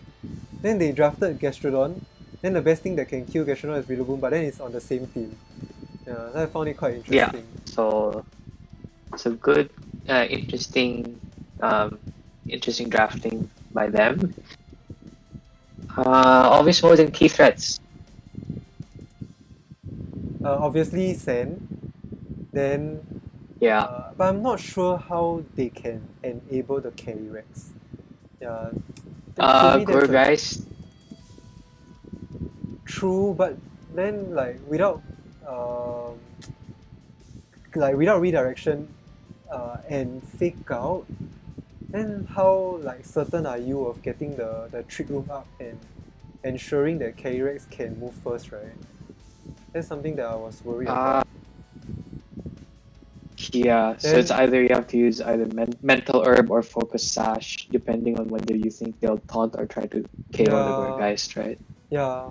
Then like one thing I also noted that is that a lot of their mons are physical, and then they don't have like Defiant to try and discourage Intimidate, right? So these teams might seem to be very Intimidate weak, and they might need to get creative to use certain mons, like surprise people with special attacks.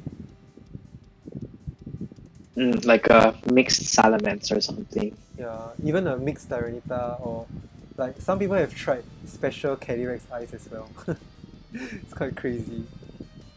But then actually, what I noticed about the sorry, go ahead. I just want to like say again like that, like this team feels very Intimidate weak.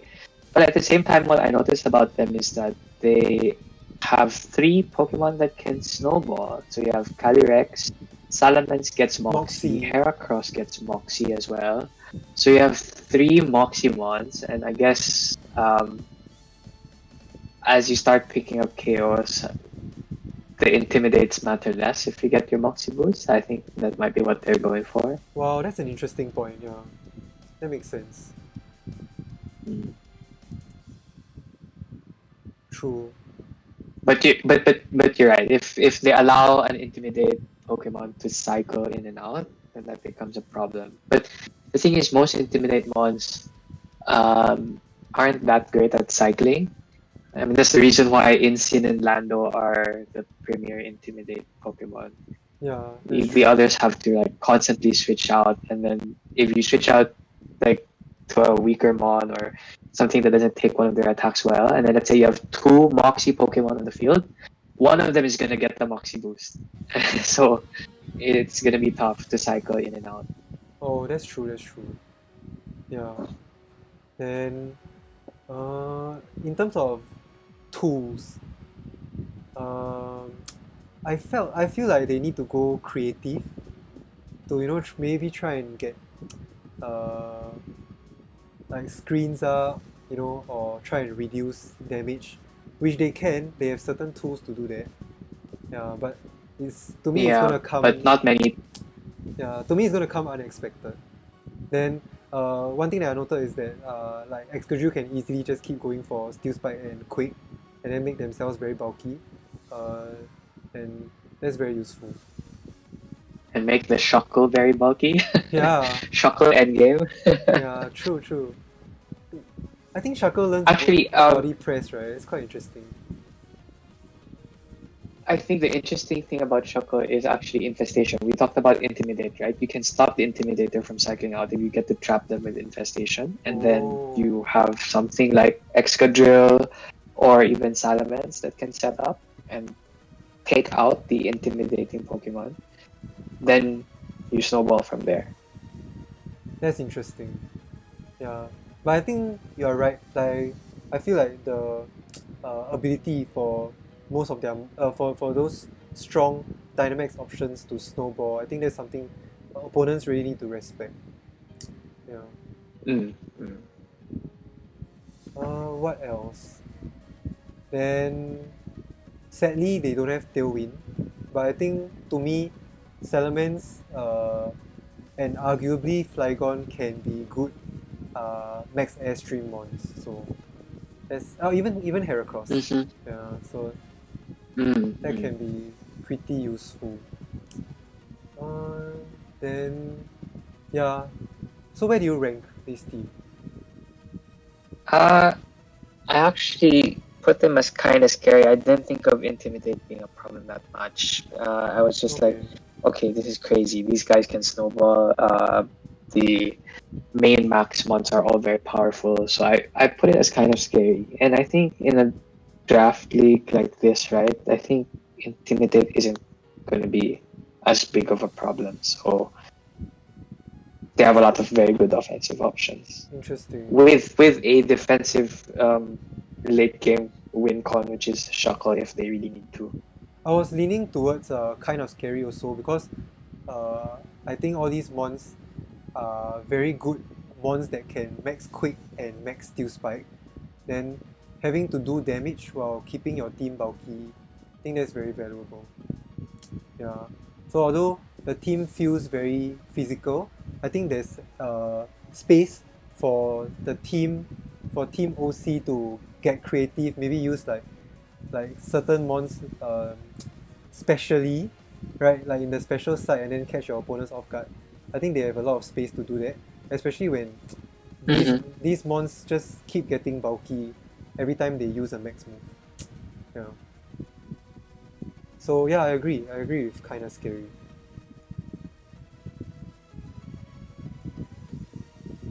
Okay, let's go. We have 5 mons that kind of scary. Our bell curve is leaning towards the top. But that makes sense. Like a lot of these teams that we went through really demand a lot of respect. Yeah. Okay.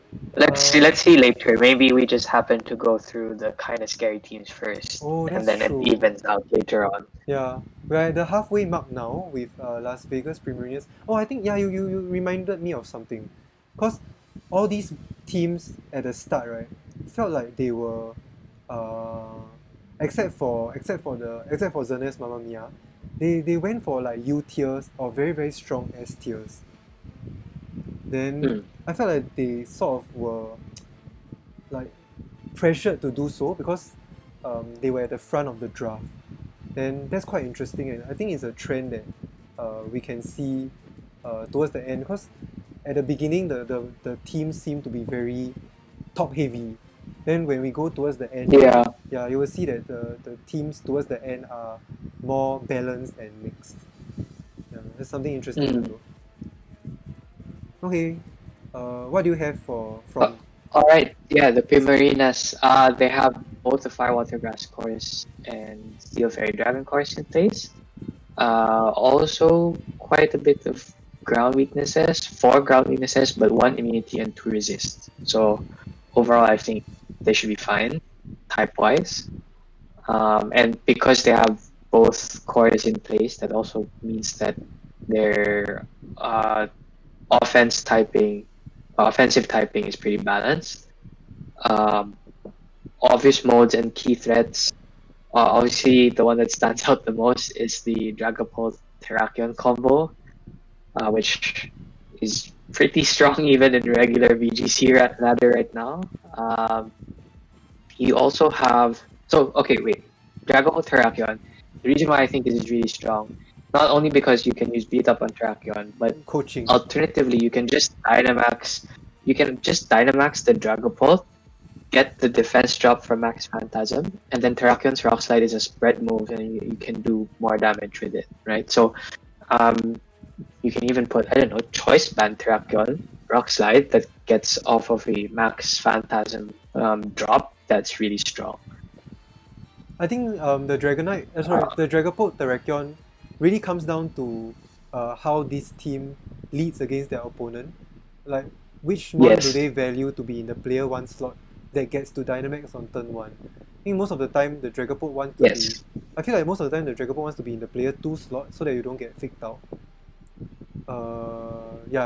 So like, they can get the...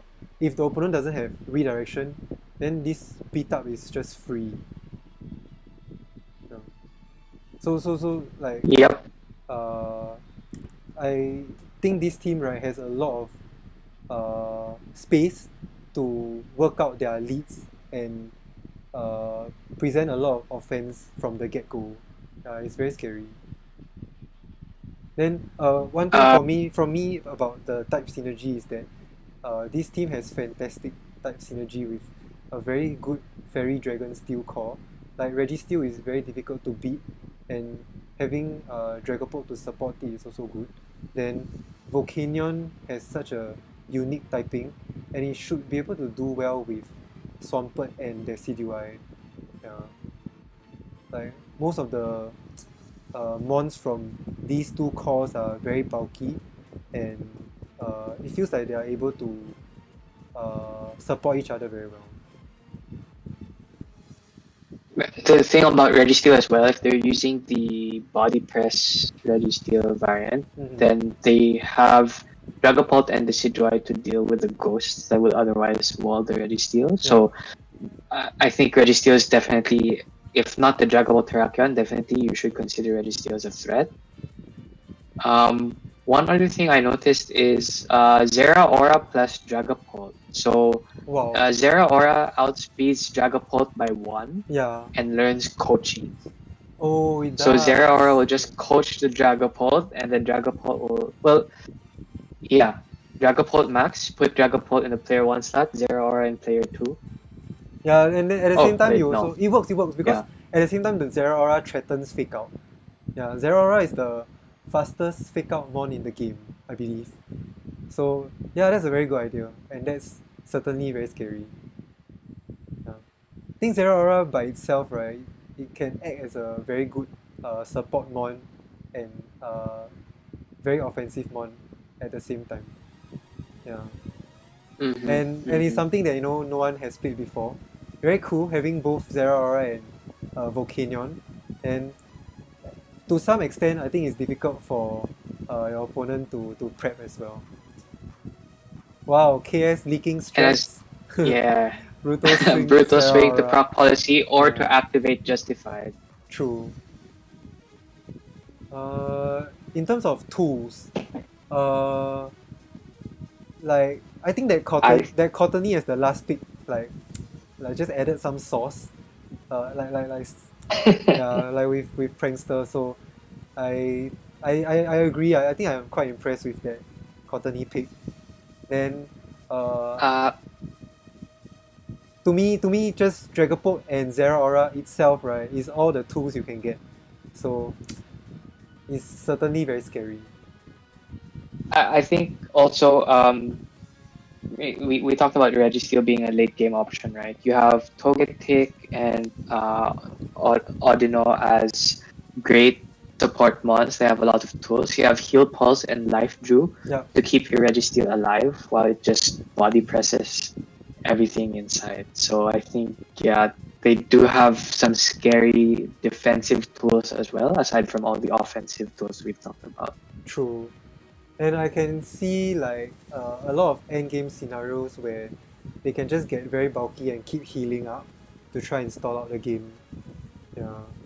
Even Togetic gets like self-heal. I think there's Wish and there's Morning Sun. It's quite interesting. Yeah.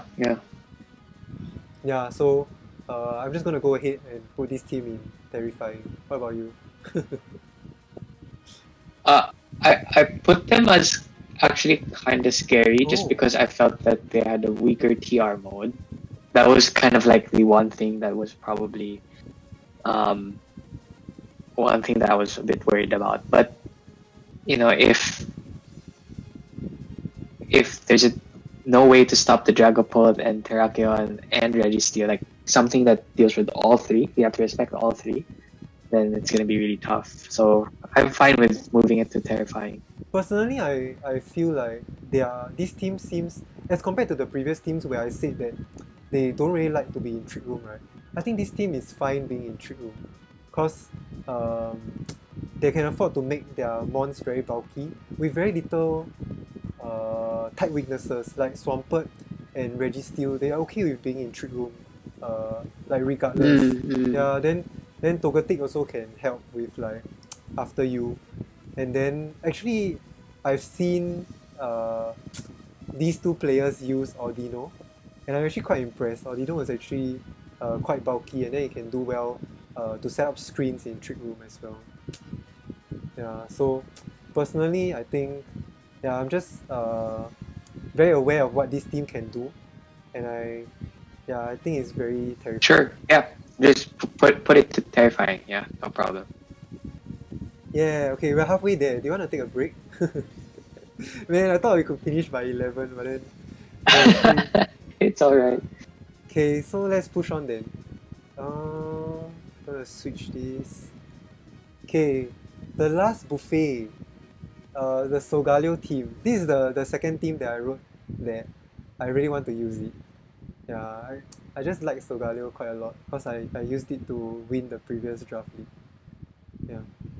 Okay, why don't you talk about the team synergies while I switch this thing? Yeah, sure.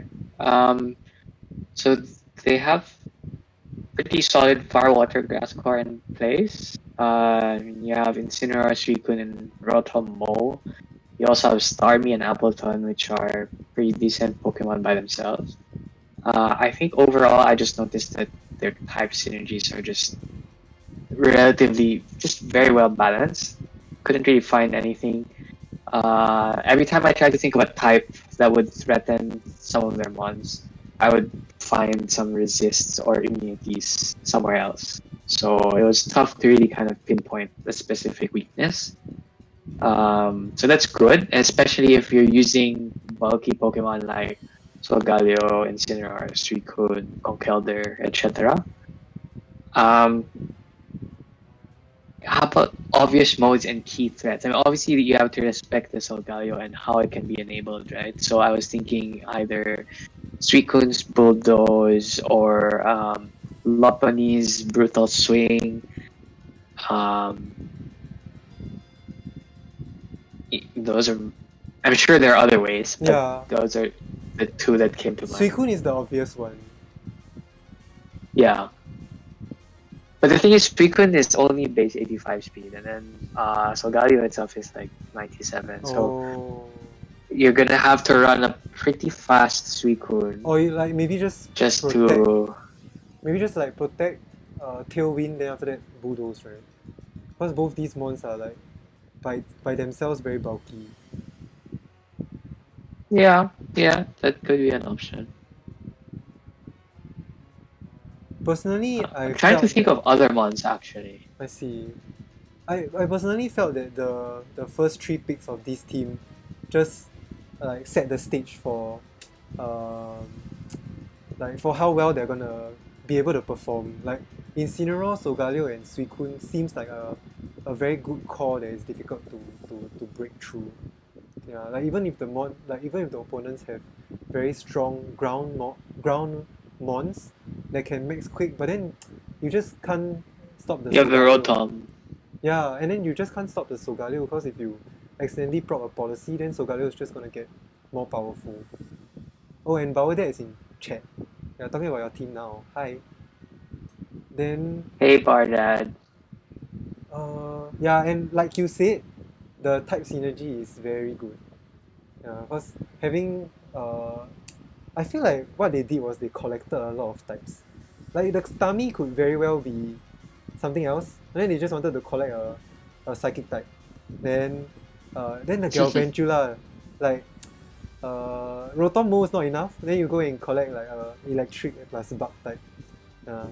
Then to me like that Appleton was a tiny bit of a snipe because like I felt like I wanted Appleton in my team to be very defensive, but I can see the value of the Appleton in their team as well because they don't have a lot of like ice weaknesses, right? A lot of their mons can help to resist ice moves.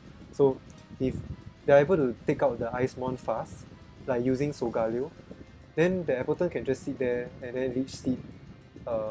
Then it gets access to Iron Defense and Amnesia, then you can just sit there and wait out the game. I think they have some really good late game, very bulky mons. You have either the Appleton, you have Conkeldurr. In a way, Inzin and Suicune, if they're not addressed, they just kind of stand there and can also just deal a lot of chip. True. Yeah. Then one thing I also noted is that it feels like this team kind of needs to set up. So like the mons don't present a lot of damage from the get-go.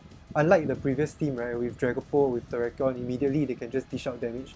This team needs to get creative and try and ensure they get their weakness policy off or be in a very good position in terms of speed and then try and do damage after that. So that's one thing that makes this team less scary on paper. Yeah, so I think the other things that I had in a way kind of like against this team is it seems that it's all in on Solgaleo.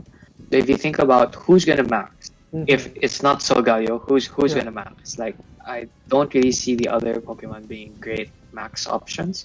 But they are mostly a lot of bulky mons that can dish out damage. And then they do have a lot of ways to reduce the incoming damage. So they can definitely win with their bulk, but it's all in on Solgaleo for the Dynamax. Yeah. And everyone else seems just better outside. That's very true. I think that's something to have to be aware of, right, when you are using this team. Then for me, in my previous draft league, I had not only Solgaleo to Dynamax, I had Latios and Cinderace as well. And then I think that makes sense. Like this team is lacking that additional form of damage. Yeah.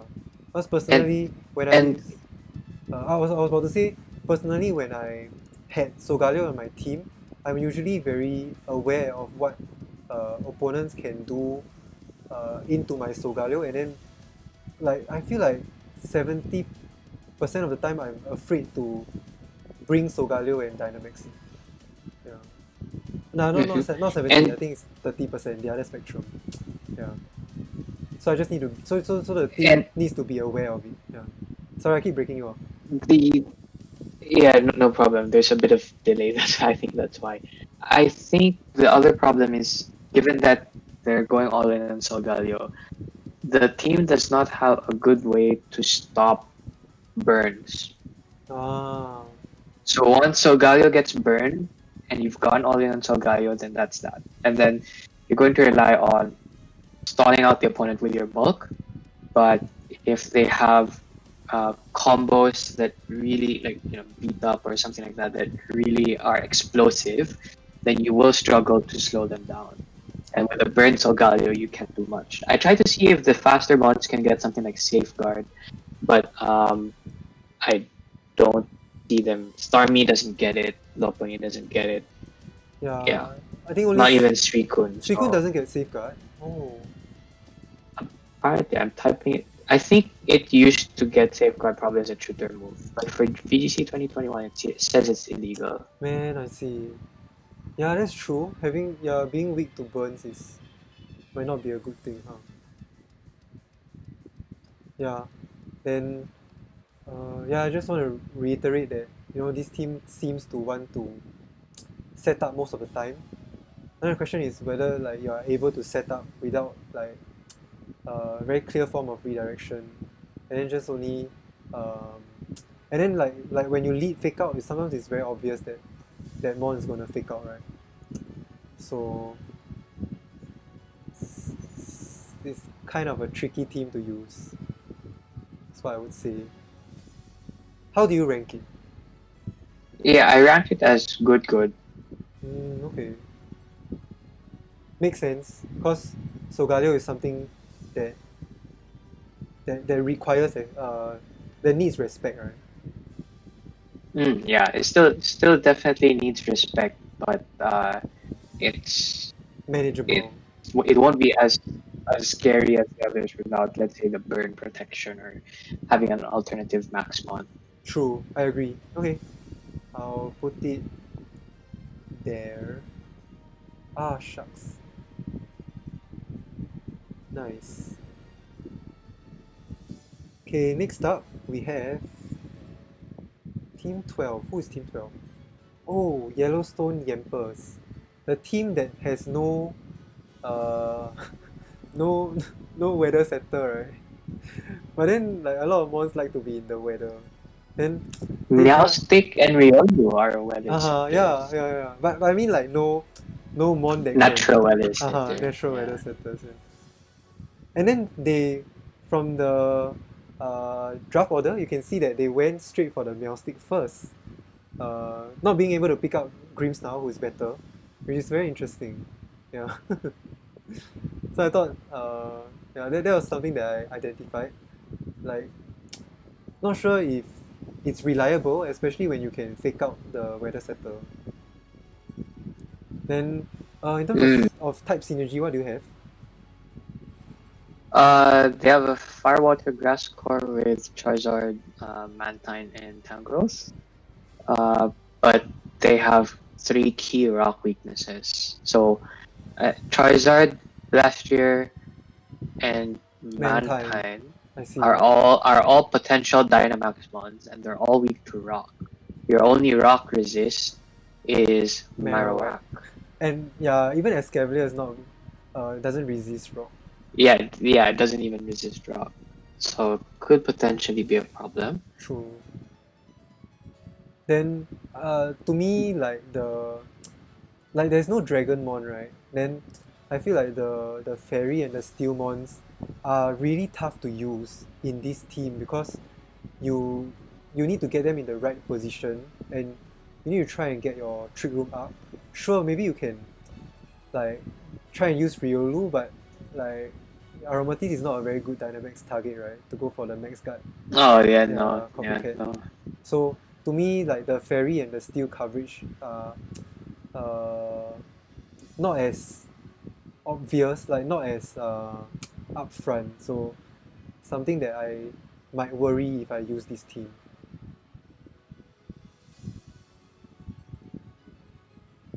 Then, in terms of the modes and key threats, you want to start?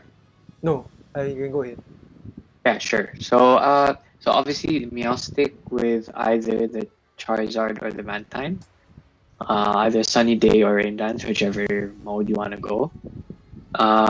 Then you also have, so they actually have quite a number of modes in key threats. So there's the interesting part. I have 4 here. So we've Nice. mentioned the Meowstic plus Charizard Mantine route. You also have Riolu plus either Glacier or Escavalier. Not necessarily something that you lead, but you have to respect it, right? In Trick Room, if you have a Riolu beside a Glacier or Escavalier, get ready for very, very powerful mons supported by Kochi. They also have Aromatisse plus Glastrier. So if somehow they're able to set up Trick Room with Aromatisse, then Aromatisse Mystical underspeeds Glastrier by 1. Is it Mystical Fire or Drain Punch even to proc the weakness policy? True. And then the 4th one, with their last pick was Bolton. the Bolton. So they have, of course, it's their mascot, but they have Bolton plus Marowak. You can electrify, so you get those 2 in when the opponent Dynamaxes. You electrify their Dynamax move and then Marowak to some sort. Oh, wow, damn. I didn't see that. And so that's the defensive synergy, but they can also, the Bolton can just use Howl and enable the Marowak as an alternative Dynamax option if you're going up against, let's say, strong Steel or Rock Pokemon that will be problematic for your other mons. So you can Dynamax the Marowak, get the Howl off from Bolton, and then if they try to match with their own Dynamax, you just electrify them. Nice. I just knew that like Bolton has some niche tools and it's quite interesting to use. Yeah, I didn't know about the electrify. Oh, it does. Wait, it does not work with Lightning Rod, so it's everything that I just said. Not. Oh, it doesn't. So what happens if you electrify something that? What Also happens if you electrify and someone has Lightning Rod? The lightning rod sucks the electrify. Oh. Oh! The Lightning Rod sucks the electrify, so that doesn't work. Okay. Oh, okay. I didn't know that too. Whoops. But then again, if Whoops. your Marowak is not lightning rod, then electrify is good, right? Because both mons resist electric. Yeah, I think it's still very. No, but you can't use the electrify. I mean, like if the Marowak is rock head, or some other like the battle armor thing, right? Oh, okay, yeah. Then both mons. It can still work. Make it rockhead. Then both mons resist electric as well. Then opponent might just waste their max. Because all they and you do can is, still howl. Yeah. All they do is like set electric terrain. And then they go, if they were trying to go for Airstream, it doesn't work. If they're trying to go for Steel Spike, it doesn't work. Right? So I think it's okay. Yeah. Then in terms of VGC tools, this team has a lot. And I think collecting 2 Prankster Mons might do very well for this team. Always being able to go first and do something like can support the team super well. So I think like the Meowstic pickup, I respect it as a turn 1 pick. Then Bolton also has a lot of tools. Then having Tangrowth to support the team is good as well. Then I suddenly lost my train of thought. Oh yeah. In terms of speed control, I feel like this team doesn't mind being in Tailwind or Trick Room. Yeah. So having the full spectrum of speeds is very useful, and having both Charizard and Mantine as good Airstream users is also very impressive. Yeah.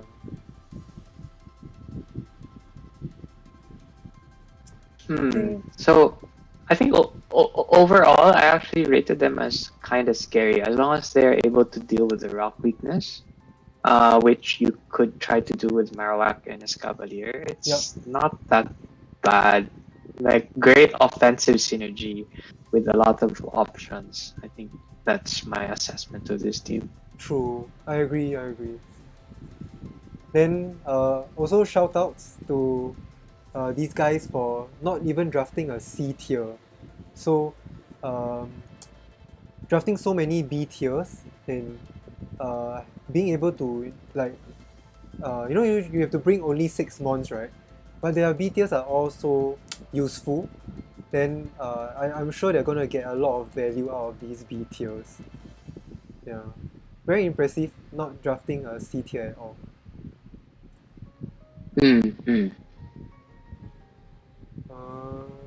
Yeah, I agree with kind of scary. Man, I keep having to switch this. We have 6 teams here now. Okay, let's push on.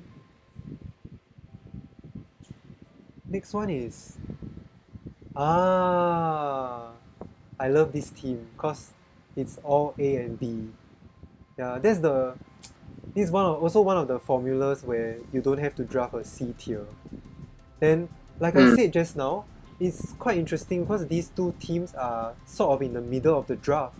Then they are not pressured to pick like very polarizing Pokemon, and then they're also not pressured to pick like important S tiers.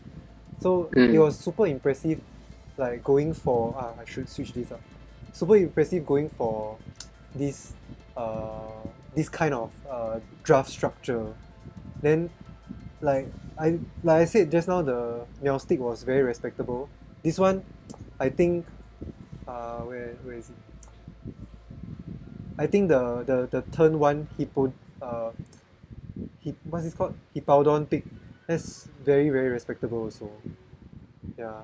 And I heard that it sniped a lot of people, including myself.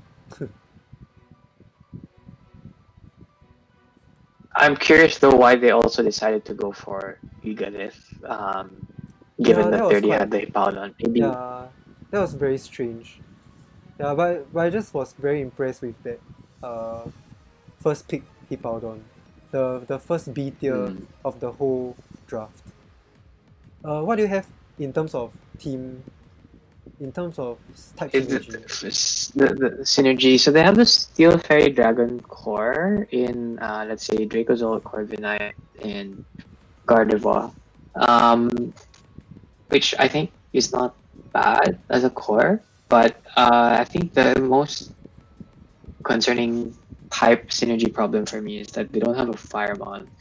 Silvally can technically be a Firemon, but I guess not having a natural Firemon means you have to, or you can easily be locked into having Silvally as a Firemon for most of your matches. But I know a mon that can be a super good Firemon, and I've used it before.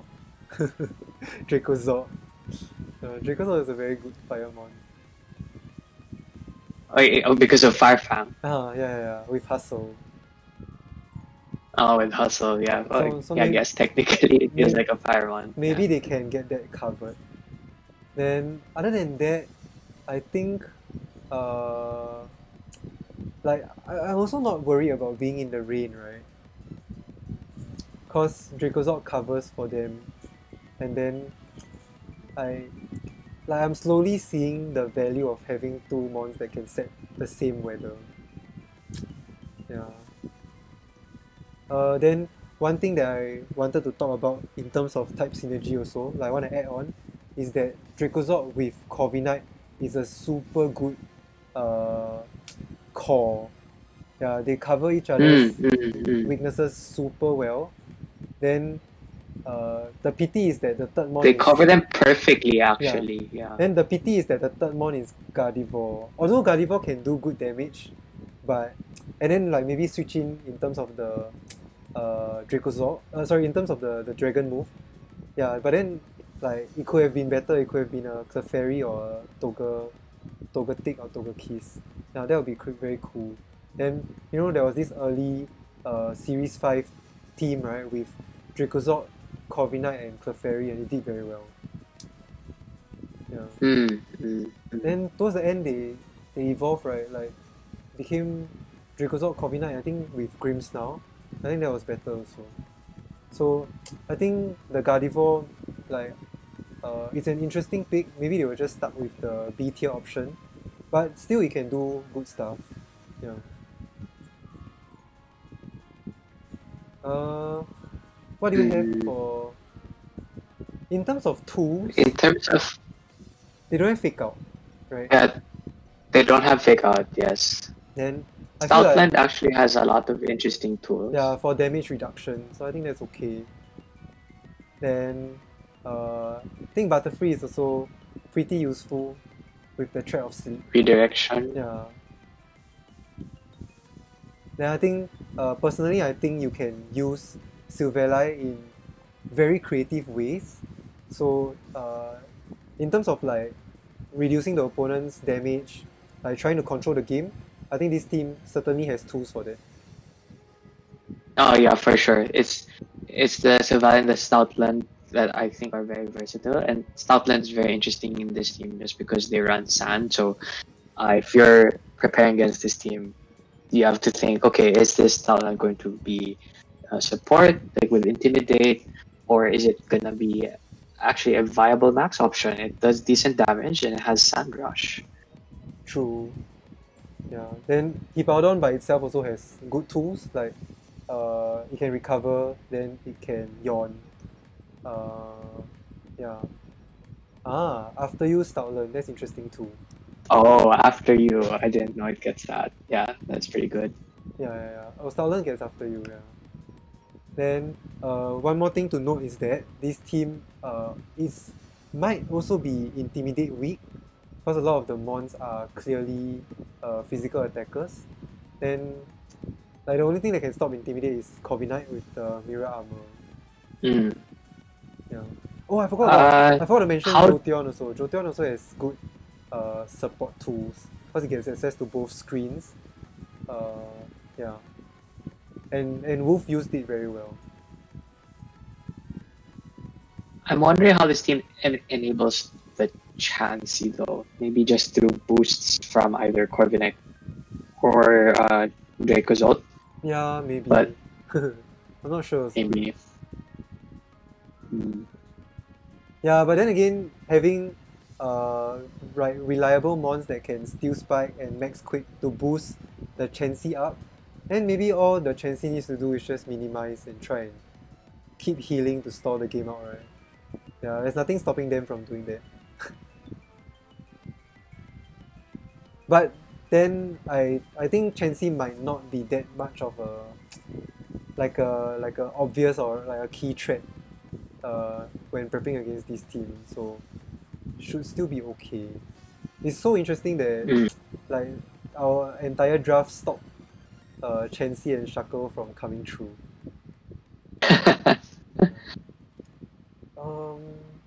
Then in terms of like speed control, I appreciate Corviknight that can Tailwind. I also appreciate a Butterfree that can Tailwind.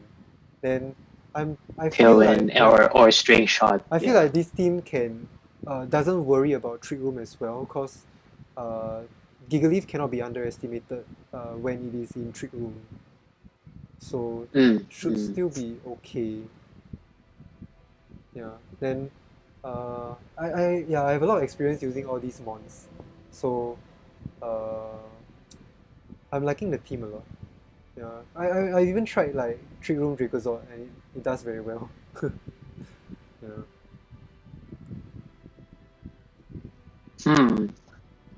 So what would you give this team? I'm leaning towards kinda scary, just because of the bulk and in our multi-battle format, the ability to stall the end game with a lot of recovery. Yeah. Like Hippo cannot be underestimated. Then even Corviknight gets Roost, Butterfree gets Pollen Puff. Yeah. Gardevoir gets Heal Pulse.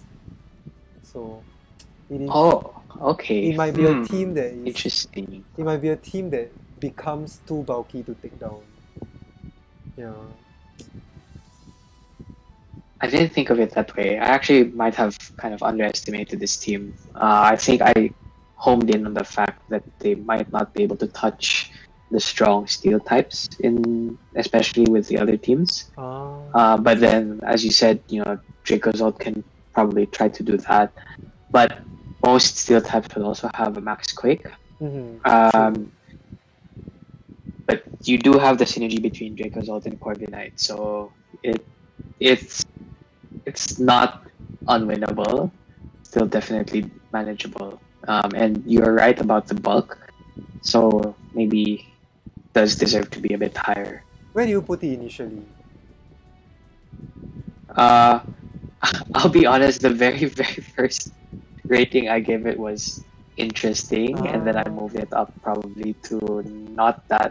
What was that? Not too bad. Not too bad. Okay. Yeah. Yeah, I'll put this. We can meet in the middle. I'll put this team in good. But Yeah. I really think like my closing thoughts is that this team demands a lot of respect because they are like there's a high chance that they are able to outbound and outstore you. I guess if you think about the strong stereotypes, right, they're also going to be pretty bulky, but they're also this team is also going to be very bulky. So I guess it's a question of who has the better late game Like late game strategy. scenarios. Yeah, but then you have like sand chip working in your favor. So I guess Yeah, you're right. it does deserve to be higher. Yeah, you gave some good points there. But then for me, it's a bit of bias because I've used all these mons before, so I know how bulky they are. Yeah. Yeah, that's interesting. I use Corbinite a lot, right? So it's also hard for me to rate a team with Corbinite True. lower than good. Okay, but then like yeah, and also additional like brownie points for drafting pure A and B. That's super impressive. Yeah, for sure. Okay, let's move on to one of many teams that are gonna have the same archetype. Yeah, we can see this archetype, the 2S, 2A, 4B, 2C. Yeah, this archetype is the most common. We have, I forgot, I think 5 or 6 teams with the same archetype. And there's no surprise, I think this is a good strategy to go for in draft. To draft mostly, I would say, like I would label this as sort of like good stuffs. Yeah. So this is the first one of many, our double genie team. I'll talk about the type synergy first. Okay. So they have a Firewater Grass core with Volcarona, Tarina, and either Pelipper or Golduck. However, they have 5 ice weaknesses with only 2 resists. So the 2 genies, Haxorus, Tarina, and Sigilyph. And then they have the resists, Golduck, and 3 resists, sorry. Yeah. Golduck, Volcarona, and Lucario. So 3 resists, not too bad, but 5 weaknesses is also pretty scary, especially because there's a Calyrex size. They pick up the Lucario late. Yeah. They picked up Lucario last. Yeah, so that's what was added that I didn't have in my initial notes. Okay, so 3 resists. Oh, let me is in chat. The first impression I have of this team, not gonna lie, is this whole team dies to Lapras. Then thank goodness nobody drafted Lapras. Yeah. We've just freeze dry. Yeah. Then but I mean like the Thunderous, sometimes it has a good matchup into Lapras if you're able to play it well. Especially with the support of Sableye. Yeah. But So I think you've identified as well like having so many flying types on the same team might not be that good.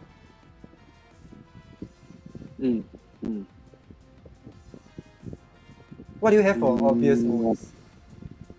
Obvious modes, I have 3. So the first one is Double Genie. So obviously Thunderous plus Lando is a very strong combo. And then you have the Rain mode, which is either Pelipper or Sableye with Golduck. And then you have Volcarona plus Haxorus, Rage Powder, and Dragon Dance. Ah, true, okay. I'm sure there are other modes that I probably have not thought of. There are some mods here that probably haven't used too often, so I'm not really sure what kind of other tools they get.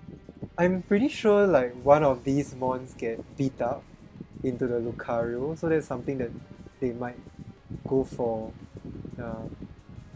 Then, I was trying to see if someone got beat up, but I don't think. Oh, Okay. Maybe Sableye does, but it has to be faster than Lucario, right? So Yeah. among the mons that are faster than Lucario, I don't think they get beat up. So I Oh. don't think it's going to be a justified Lucario. Okay. Interesting. Then what else did I want to say? Oh yeah, in terms of tools, I appreciate like a lot of the tools that this team has. Like Sableye is very important. Then Volcarona is super useful as a support mon. Even Thundurus can be good as support. And then Lando is super good with Intimidate. Yeah. Sigilyph is not bad too. You Uh-huh. get both Trick Room and Tailwind Yeah. with Sigilyph.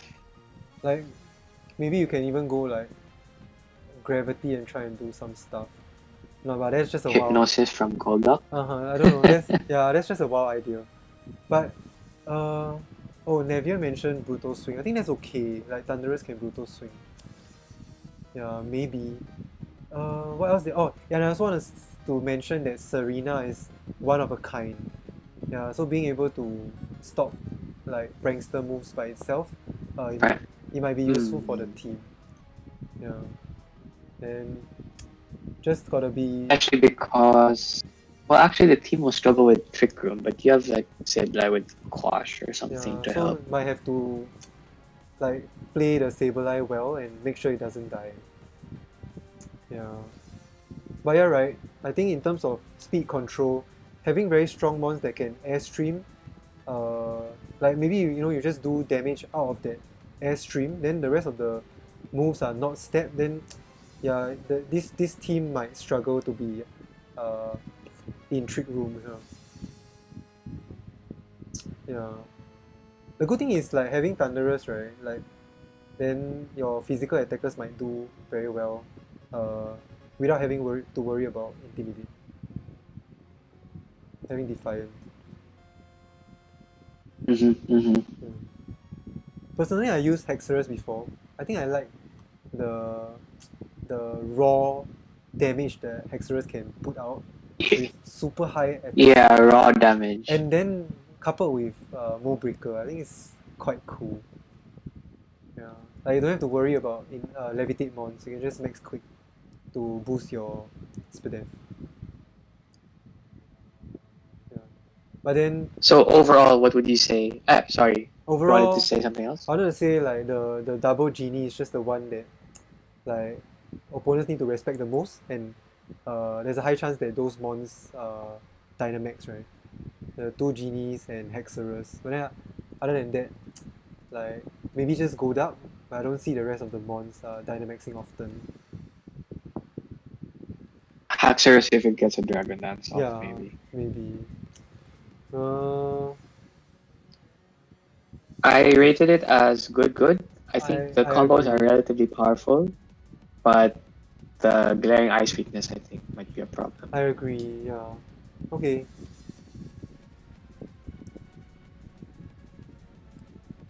Picking things wrong again. Good. Okay. The Omanytes. Next up we have Puff Pass. Puff Pass, yeah. Okay, 6 more to go, right? Let's go. Yeah, so this is the second. Oh no, this is a different combo with like 2 S, but then 3 A's instead. Yeah, because the rest of our common draft archetype is 2S, 2A, 4B, 2C. Yeah, but this one is a tiny bit different. But then their C mons are certainly, their C tier mons are certainly very interesting. Yeah.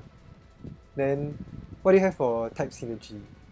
No fire type. Type synergy, yeah, no fire type. They have the Steel Fairy Dragon Core though. Another team without fire and grass. That's tiny bit worrying. Technically, you have Fungus, a teeny grass. Yeah, true. But the Steel Fairy Dragon Core is very good. Yeah. Tapu Fini, Metagross, Latias. Yeah, that's undeniable. There are 4 ghost weaknesses, I think, with 1 resist and 1 immunity. Yeah, Jiggly. Oh, I forgot to change. Yeah, Jiggly told me about that. But then he said that he's trying to find ways to overcome that glaring ground and the glaring dark and ghost weakness. Yeah. And well, I mentioned ghost because dark could be mitigated with Feeny. Scrafty, Feeny. Yeah, so in terms of obvious modes and key threats, so definitely you have to respect the Metagross. There are many ways to proc the weakness policy on the Metagross, either Shadow Sneak from Mimikyu, Bulldoze from Latias. Yep. You can also get. So I was thinking of what is enabling the Porygon Z. I think Latias with Icy Wind can just make sure that Porygon Z can go first, because base 90 speed is quite awkward. A lot of teams have drafted something that's at least 100 as their fast mon. Oh. So having Icy Wind from Latias to make sure that Porygon Z can get its max strike off before one of their base 100 mons can go first, like, I don't know, Zapdos or Moltres, you get the max strike off first, then that puts you in a very good shape. That's interesting. And I think this is a Little Root special, the Marrow plus Runerigus. Yeah. Aqua Jet plus Huge Power Yeah, only thing plus is Wandering Spirit. it doesn't work if the Runerigus Dynamaxes, so like it requires a little bit of setup. Yeah. Oh, You God, have to yeah, get it out God. first, and ideally it's in Trick Room. God mentioned that the Metagross is very well protected by this team. Yeah, it makes a lot of sense. Similar to like the Solgaleo team, most of the time you want to Dynamax this Steel Psychic Mon, then you try and protect it as much Yeah. as possible. The difference is they got the Feeny, so that's why the Metagross is protected from burns. True. Oh yeah. Then just now you were talking about the Porygon Z mode. And I think like you also can't like it doesn't hurt to also have a good redirection mon. Like I mean Fungus is not the best, but even having a redirection mon should be able to help the Porygon Z as well.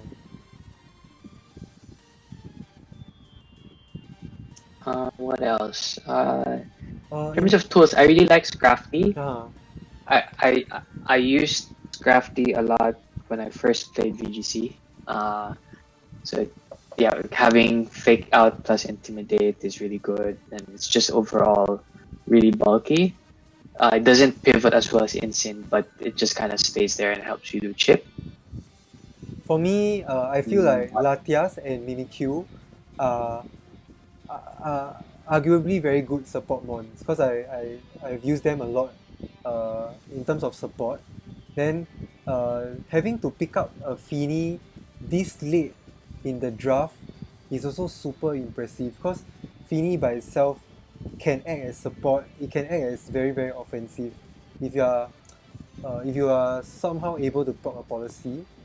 So I think like in terms of VGC tools, this team is doing very well. Yeah. You know, even Porygon gets Icy Wind and Electro Web. Porygon gets what? Sorry, you cut off for a bit. It gets Icy Wind and Electro Web. Oh, okay. Yeah. That's interesting. Then, in So terms you of- talked about Feeny. I think just Feeny and Toxapex as very good, like bulky late game win cons. Yeah. Then in terms of speed control, like having both Tailwind and Trick Room, I think is okay. And most of their mons are middling speed, so they should be able to do well in both Tailwind and Trick Room. I think this is like a good value, like a good what's the word? Like something good out of a team that is well balanced. Yeah, and especially this kind of draft structure. Yeah.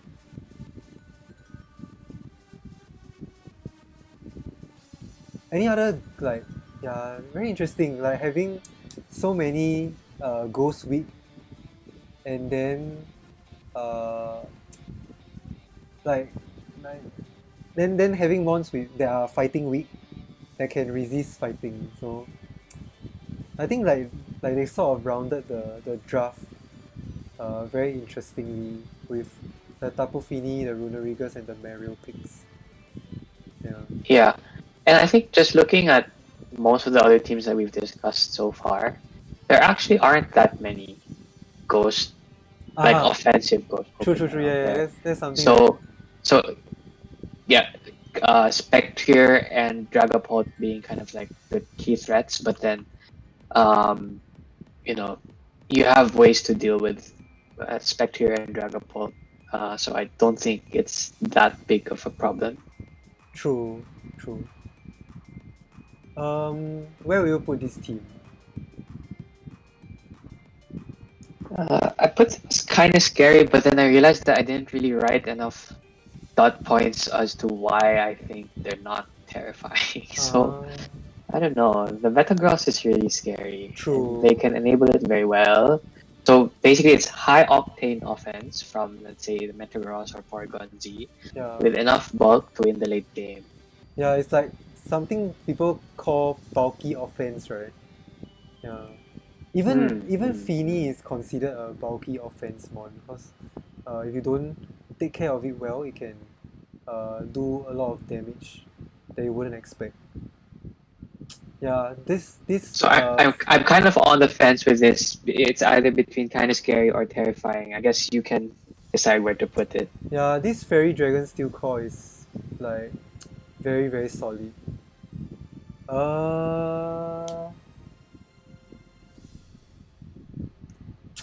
He has super good tools though. Okay, gonna pull the plug. We're gonna go kind of scared. We're gonna go terrifying, right? So where did you have them originally? Also kind of scary. Yeah, also kind of scary. But the more we discuss, right, the more I think this team can do very well.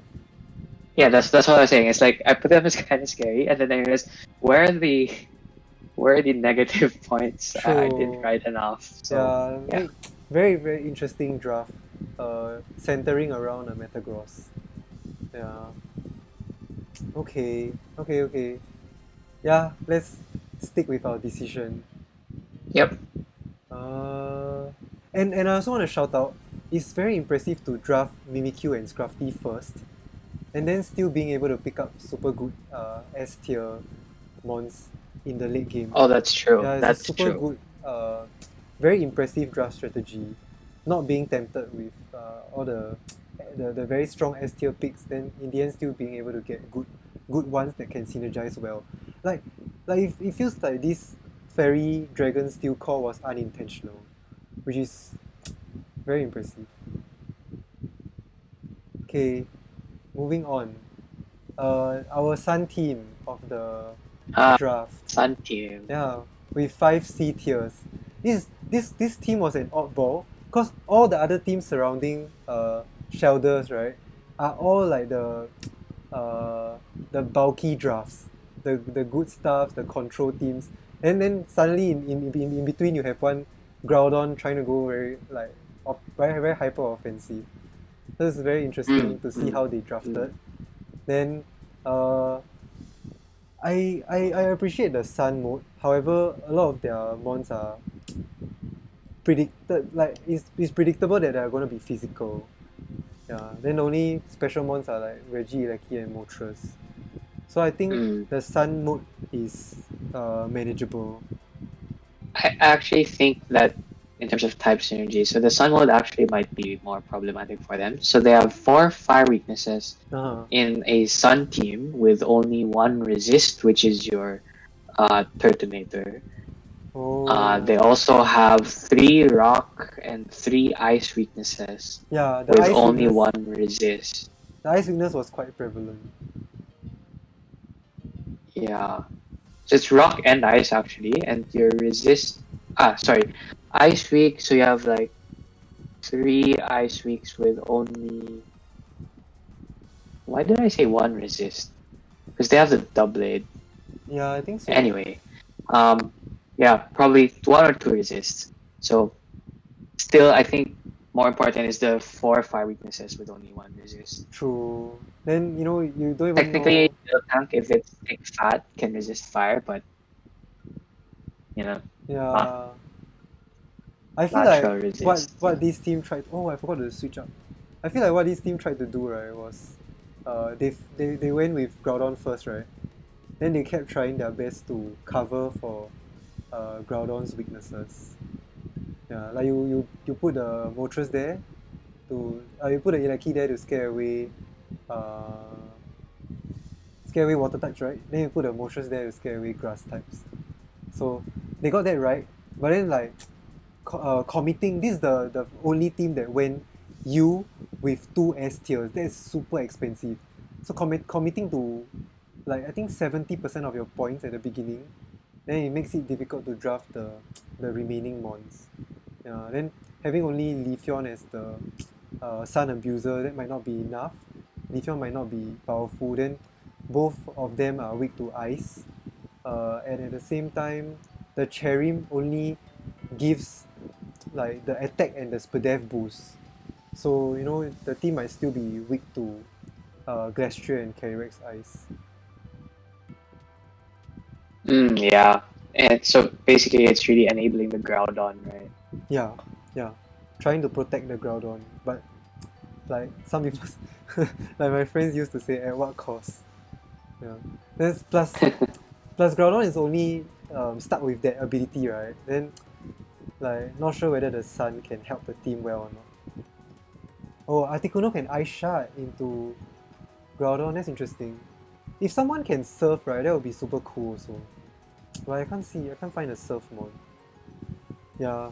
Okay, but then like in terms of obvious modes and key threats, the Regieleki plus Moltres enough by itself is also something to respect, right? I just found your surf user. It's Milk Tank. Oh, that's pretty cool. And it's base 100, so it's faster than Groudon. Yeah. Oh yeah, I didn't think of that. Yeah, that's pretty cool. What else do you have? Like, I respect the Eleki thing. I think Eleki can do good things for the team, personally. Like with fast screens, then yeah, with the possibility even of Dynamax Eleki is quite cool. Eleki is pretty flexible, yeah. I think the one concern I had also was the Trick Room setter is Oranguru, and then Trick Room mons are probably Doublade and Turtonator, but then Oranguru is too fast to enable them, like too fast to like Bulldoze or something. True. But if you do get a Bulldoze on your Doublade and then it procs weakness policy, Doublade in Trick Room is actually pretty strong. True. Doublade is also very, very bulky. Interesting. Then what else? No fake out, no redirection, no prankster sunny day. So I just, if I were to use this team, I'm super aware of what like the threats into Groudon. I'm not sure if I even dare to bring Groudon most of the time. I think their last pick was the Miltank. I think Miltank was a pretty good last pick actually. So it's the only other Pokemon that's at least base 100 speed. Yeah. And I think Miltank just has a lot of tools in general. So they will probably have to rely on it to kind of come up with other techs that might help them win their matchups. Okay, yeah, true. I would see Miltank as probably the support one that is brought alongside the others a bit more often. That makes sense. Yeah, could be useful. Then in terms of speed control, like you said, the Trick Room mode is quite iffy, so this team doesn't really want to be in Trick Room. Then yeah, maybe the Oranguru is there just to stop Trick Room. Yeah, but maybe if they are able to go Trick Room, I also don't see like Doublade and Turtonator doing very well too. It's quite tricky, huh? Where will you put this team? I put this team as initially as good, but I guess the more we talk about it, I might move it down to not too bad. Yeah, I agree. I was thinking the same thing. Yeah, I think. I think it's very reliant on Groudon and Moltres, which are good Pokemon by all. You have to respect them, but I think it's a bit too all in for my liking. Yeah, I felt that it's very risky to go straight with USS picks. So we're just gonna see how this team plays out. I think there is still room for creativity, to try and catch people off guard. And then, a lot of Oh. mons have good ways to proc weakness policy. I think that can be interesting too. But also, I guess one thing to note, we're analyzing this in a vacuum, and take note that for a lot of teams, we've said earlier that a lot of them, let's say, have a lot of ground weaknesses. So just because of the matchups, if you get lucky with how the people were, or how the teams were sorted into Rose and Peony today, then you might actually get Groudon to really be in favorable positions. Yeah, that's true. Then, from the beginning I said like this team is very aware of Groudon's weaknesses. So I think if you're able to protect the Groudon well, you might do some good with it. Okay, let's... Am I in my slides? Yeah, okay, next. STARBOYS. The team that drafted Jirachi and then changed their name. Then, again, so the last 17, 18, 19, and 20, all 4 teams have the same archetype again. The 2S, 2A, 4B, 2C. Yeah, then Okay. this team is quite similar to who was that? Actually no. I'm trying to think like if it's similar to the Solgaleo or the Metagross team, but they're quite different. But I appreciate the Fairy Dragon Steel core here with Jirachi, Togekiss, and Gudra. Like all 3 mons are very bulky and they are able to cover each other well. And you also have a Firewater Grass core with Blaziken, Blastoise, and Zarude, but then both Blaziken and Zarude are weak to flying, so that's unfortunate. True. And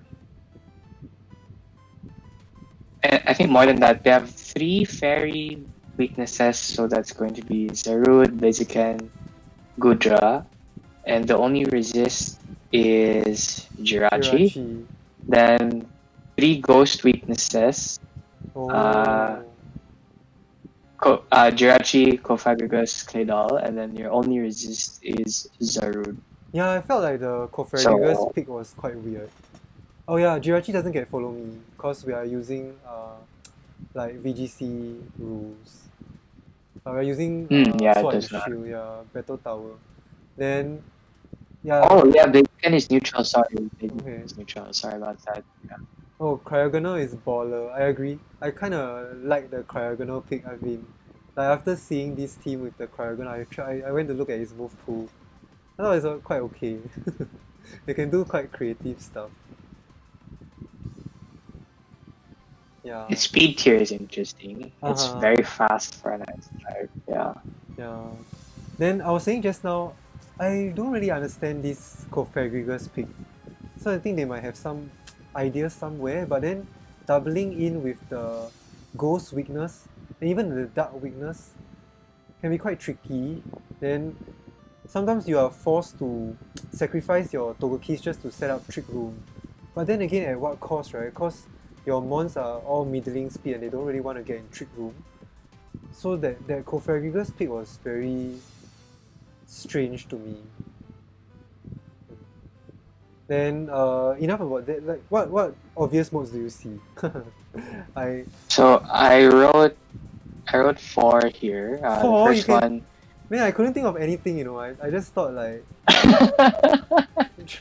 I wrote 4. The first one is Togekiss plus Blastoise. Yeah, obvious. Okay. So follow me, Shell Smash, and then you have Cryogonal plus either Zarude or Gudra, Ice Shard weakness policy proc. And then you have Blaziken with one of their physical attackers, like maybe Zarude, you coaching the Zarude or something like that. The last one is the one that's most interesting, and if I were to summarize what I think the STARBOYS are trying to do, Yeah. it's this. It's Serene Grace. Okay. So they have two Serene Grace mons, which are Jirachi and Togekiss. They also have Blaziken and Blastoise, which can do the Fire plus Water Pledge, which creates the Rainbow. And the Rainbow actually stacks with Serene Grace, except for Flinch. Oh, I see. Wait. So you get, according to Bulbapedia, I just checked it. I knew the Rainbow was Serene Grace effect, and then I checked, and Bulbapedia says they stack except for Flinch Chan. So maybe like what else though? What other things can they do? I don't know what you can. I don't know what. So that's. Oh. I didn't think of what moves Yeah, you would I use the Serene remember. Grace with. I remember reading somewhere that flinch chance doesn't change. It's still 60%. But I guess 60% is still pretty good. yeah, that's true. That's true. So if they're able to get their speed up favorably, then like I don't see anything wrong with trying to flinch your opponents to oblivion. Yeah, that's okay. Oh, Ro is saying that he doesn't even know the modes on his team. That's the best part. Yeah, interesting. Then, 100% para from Body Slam. but the thing is, Body Slam is not a stat move. Then you're not doing damage. You're just trying to hex people. And most of the time, like, getting out of paralysis is like a higher chance than being paralyzed, right? But okay, I like the ideas and the intent. But enough of that. I think in general the mons that were drafted are very bulky, and I think that should that can help the team to an extent. I can see Jirachi, Gudra, Blastoise like lasting the whole game. So that's quite impressive. Yeah. And I think Luxray is a very interesting pickup. Although it's a bit slow, and I've used it before and I'm aware of how limited it is, but it's still able to support the team pretty well. Yeah.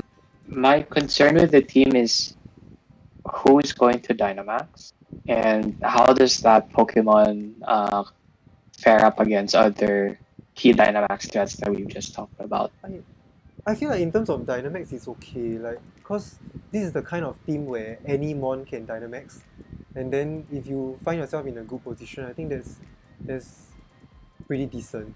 Then Jirachi is, you cannot underestimate it because 100 HP, 100 per def, 100 defense is very impressive on a Steel Psychic mon.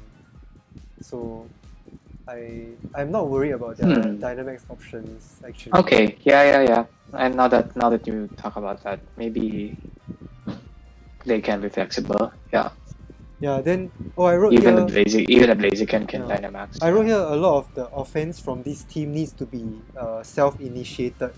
Like you try and intentionally proc your own policy, or you try and set up.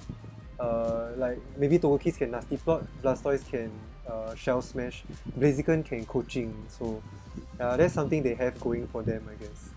But most of the time you need to surprise your opponents with a random weakness policy somewhere.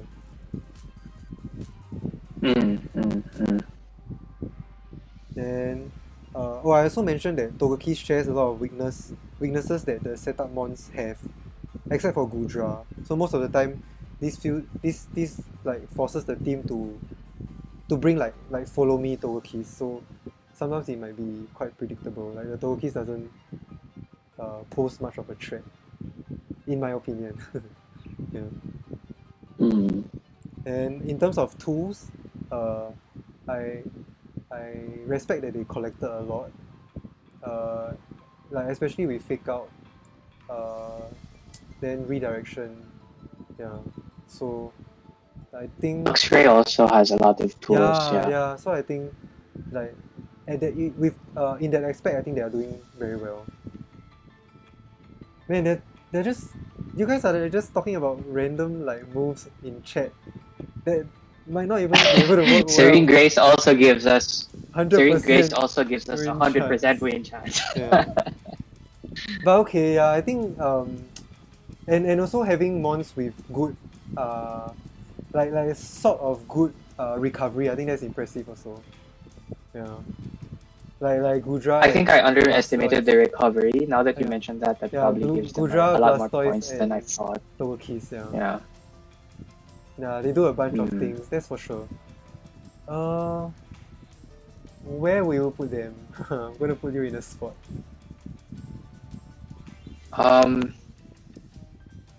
To be honest, I had them at not too bad because I underestimated the recovery that they had. Yeah. But also I guess Serene Grace is a fun thing to play around with, but I don't know if it's gonna help you beat Zacian, for example. Yeah, or like super hyper offensive teams that can go super fast, right? Then, because Serene Grace, one important thing is that you are required to move first to try and get the flinches, try and get the hacks. So, for me, I'm going to put them in good, because I respect the bulk and I've used a lot of these ones before, and I know how bulky they can get. Yeah. So not too bad, and then plus the recovery, since I underestimated that, move it up to good. Yeah, that's fine. Okay, nice. Okay, last three, let's go. Am I doing this right? Malcolm. Oh, okay, this is the third team that I felt. Am I doing this right? Yeah, that I want to use. This is the third team that I want to use. Cause, oh my gosh, it's so bulky and first of all, they sniped the Arcanine right before our team because we are 19, and we wanted to go for Arcanine and they drafted Arcanine first. Then, yeah, like my assessment of their team is they managed to build a very good, good stuffs team, in general, you know, like and then, yeah, you can do a lot of good things with the Arcanine in this team. Yeah.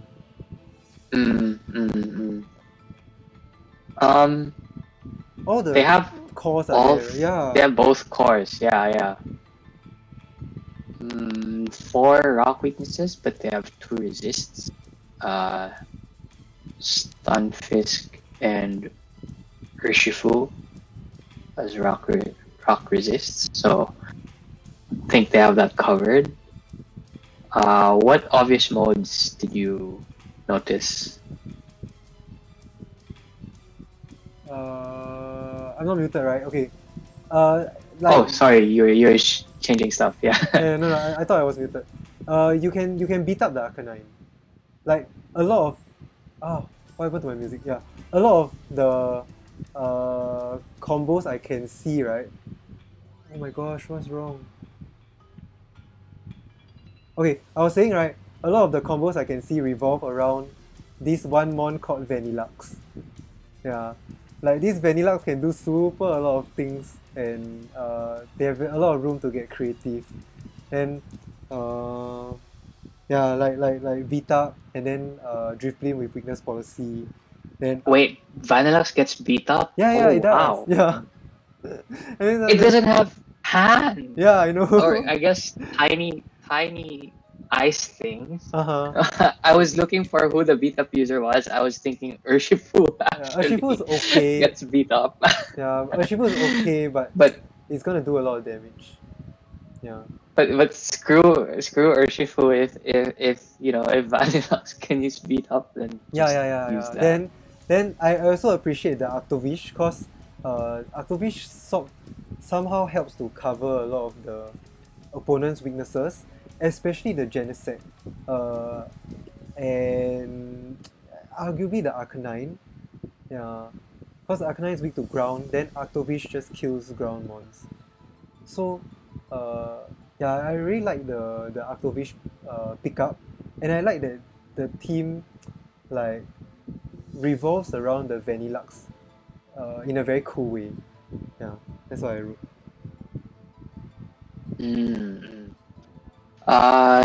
You could also use Tapu Bulu plus Drifblim. Yep.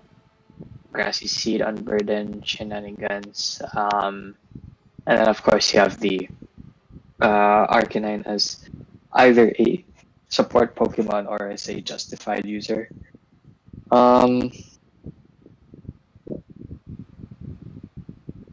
I'm not very familiar with Genesect. I just know it hits hard, but curious to see what they would do with the Genesect for this team. Like I think you can see Genesect as Duran on drugs. Like you don't need to Dynamax it also. Yeah. Then if you Dynamax the Genesect, it does a lot of damage, especially if you get the correct download boost. So yeah, I'll be interested to see how they play the Genesect. Yeah, and then having a Weathermon to be able to like maybe turn off Sun could be very useful. Yeah. Then in terms of tools, general very good damage control. Then just no fake out. But then Clefairy there, with the Clefable there, they can redirect. So I think it's okay. Then having access to both terrain and weather is also very useful. Yeah. The other shenanigans or tools I noticed that they have 3 Pokemon that can use Gravity: Clefable, Exeggutor, and Genesect. Oh. And then they have multiple Hypnosis or Sing users. Yeah. So Hypnosis from Dim, Exeggutor, and then Clefable can also Sing. Oh, okay, interesting. So that's one way for them to stall out Dynamax if they don't, let's say, if they don't get Aurora Veil up. If you just look at the mons, they're not that bulky. So one option is to use Gravity and Hypnosis to stall out some Dynamax turns. True. I mean, this is also a feature. And because sorry. what? Sorry. I mean, like this is also a feature of this kind of like good stuff's draft, where you can control the game well, and then somehow you use your moves to make your team bulky. Yeah. And if they're able to kind of stall out the Dynamax, then they have Urshifu who will just clean up the late game. Yeah, true. Yeah. There's also that Urshifu late game threat. Yeah, I really like the way this team rounded out their draft with like Octovish followed by Genesect, and then the Stunfisk and the Exeggutor can close one eye. But then this Octovish Genesect pickup was very impressive. Yeah. Where will you put this? Oh, one last thing. The speed control. This team doesn't really like to be in Trick Room, so you just have to be careful of Trick Room. Hard Trick Room. Yeah. I put them as good. My comments were they have a diverse set of options with enough shenanigans to claw back from deficits, such as like Gravity Hypnosis. But again, some of those combos require kind of 2 pieces on the field to work at the same time. Yeah. So it can get tricky very quickly, Okay. depending on how you position it. And then also nothing except for maybe the Arcanine if it's the justified mode. Nothing really stands out as overwhelmingly powerful. Yeah, like immediate offensive pressure. If you get the wrong download boost on Genesect, or if you need to stall out the Dynamax turns before your Urshifu can come in, it's just, I think, hard to like just flip a switch on and start going. So I think that's what's a bit lacking for me to move it up. Okay, I think I'll agree with you. Like, there is a lot of space for this team to get creative and catch the opponent off guard. Like I said, I really if I were to pick a team, I would want to use one of these ones. Yeah, because I can see a lot of interesting things that you can do. Okay. Okay, next up will be my team. Oh yeah, I didn't mention that Andrew is our honorary member of the Infernates. Honorary monkey. So should I do the commenting for this team? Yeah, okay. Because it's gonna be you talking about your draft logic. I guess you could if you want. I want to hear your thoughts. Yeah. Because for me, I'm just gonna talk about the obvious stuff. So I guess disclaimer for me is that yeah, as an honorary member, I guess I kind of have an idea of what everyone was thinking when he was drafting this, but I guess it's still kind of like a almost third party view. Firewater Grass Core and Steel Fairy Dragon Cores are in place. So you have the Victini, Milotic, Cradily, or Victini Dracovish Cradily, whichever you want. And then Steel would be Skarmory, Fairy is the Wigglytuff, and Dragon is the Dracovish.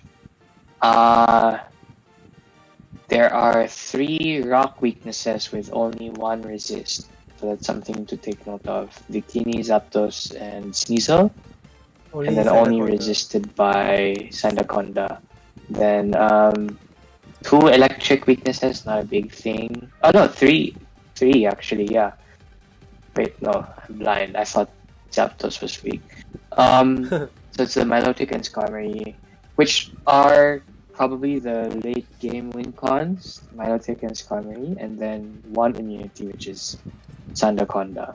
So something to take note of, for example, if the Shelders bring Regieleki at the back and we have nothing for it, then okay, that's GG.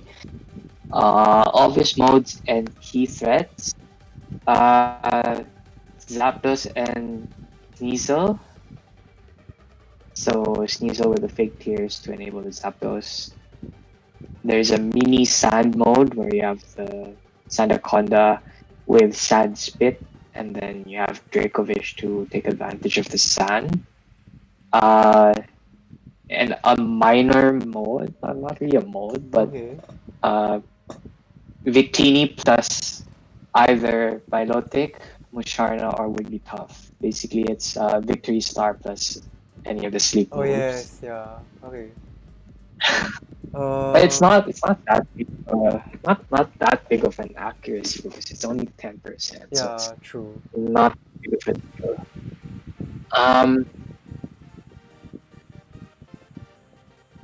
No other really obvious modes. There are a bunch of interesting pieces, but nothing that really would stand out. Something like Dragapult Terrakion. Yeah. In terms of tools, we have Fake Out on Sneasel, no Intimidate, and no fast screens, right?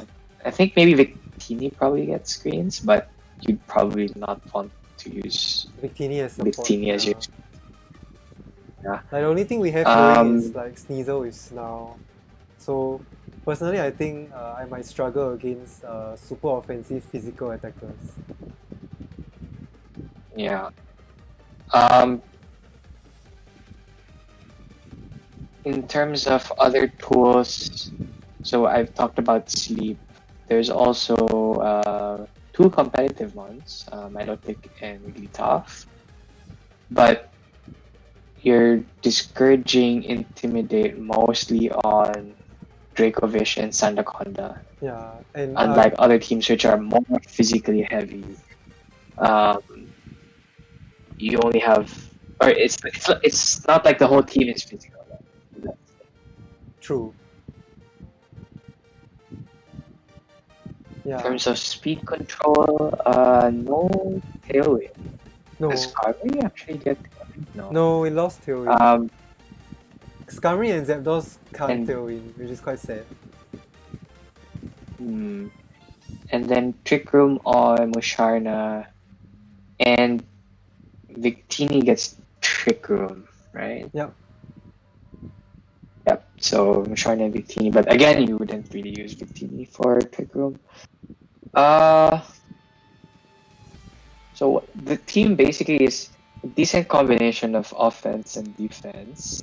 Sandaconda gets the G-Max Sandblast, which is kind of the forgotten G-Max move that does chip damage. True.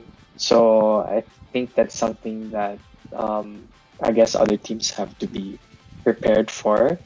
Don't underestimate the chip damage from Sandaconda and then the ability of some of these Pokemon to clean up.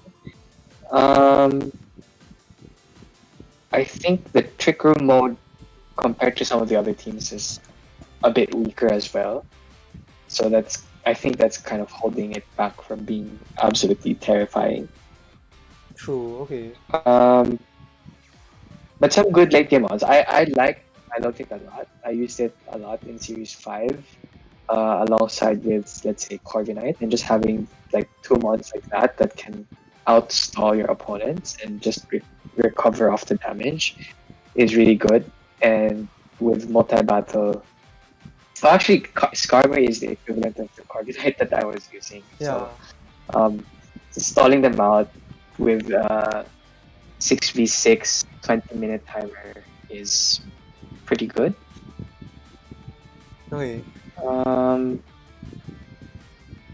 So there's a bit of bias here because I saw how they drafted it. I think I put it as kind of scary with a few things that are lacking to make it terrifying. I see. But I've seen other people's tier lists and they are rating this team probably good at best. So let's keep it that way. For me, Good. like after the draft, looking back, I realized that there are quite a lot of weaknesses that we need to really get creative to patch up.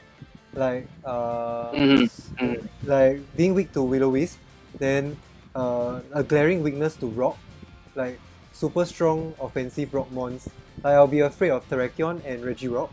Then I also reflected that Sneasel might not be able to take hits as well, even with the Eviolite. So like the opponent can easily just double protect to protect off the fake out, and then just kill that Sneasel slot easily. So that's something that I'm worried about going into matches. And the last thing is sometimes you want to set Trick Room, but it might seem difficult to set. So that might be quite scary. Yeah, for sure. Yeah, then I think the only thing going for my team is if we play well, we should be able to get the team as bulky and as defensive as possible, and then recover the hell out of like through the whole game. Because a lot of our mons can recover. Yeah, Zapdos, Skarmory both can roost. Milotic can recover. Wigglytuff can heal pulse. Musharna can moonlight.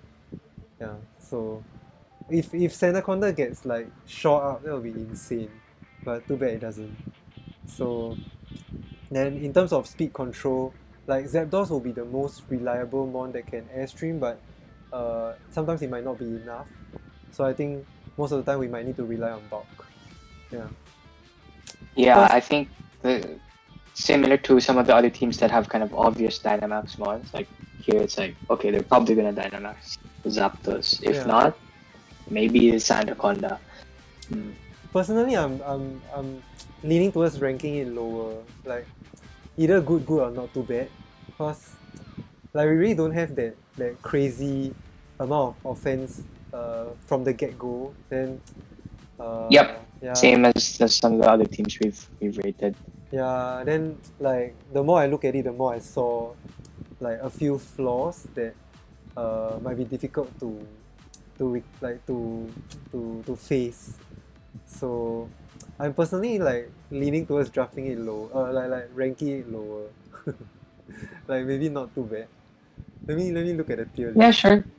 That's okay. I was gonna move it down to good, and then if you feel Yeah. there are other weaknesses, then we can So move it down. not sure. Maybe like we can look for more options like down the road when we do trades.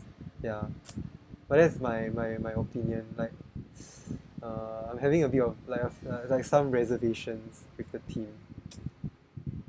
Okay, yeah, I think that's all I have. Yeah, the glaring weakness to Rock. Then then not fast enough to dish out damage. Okay.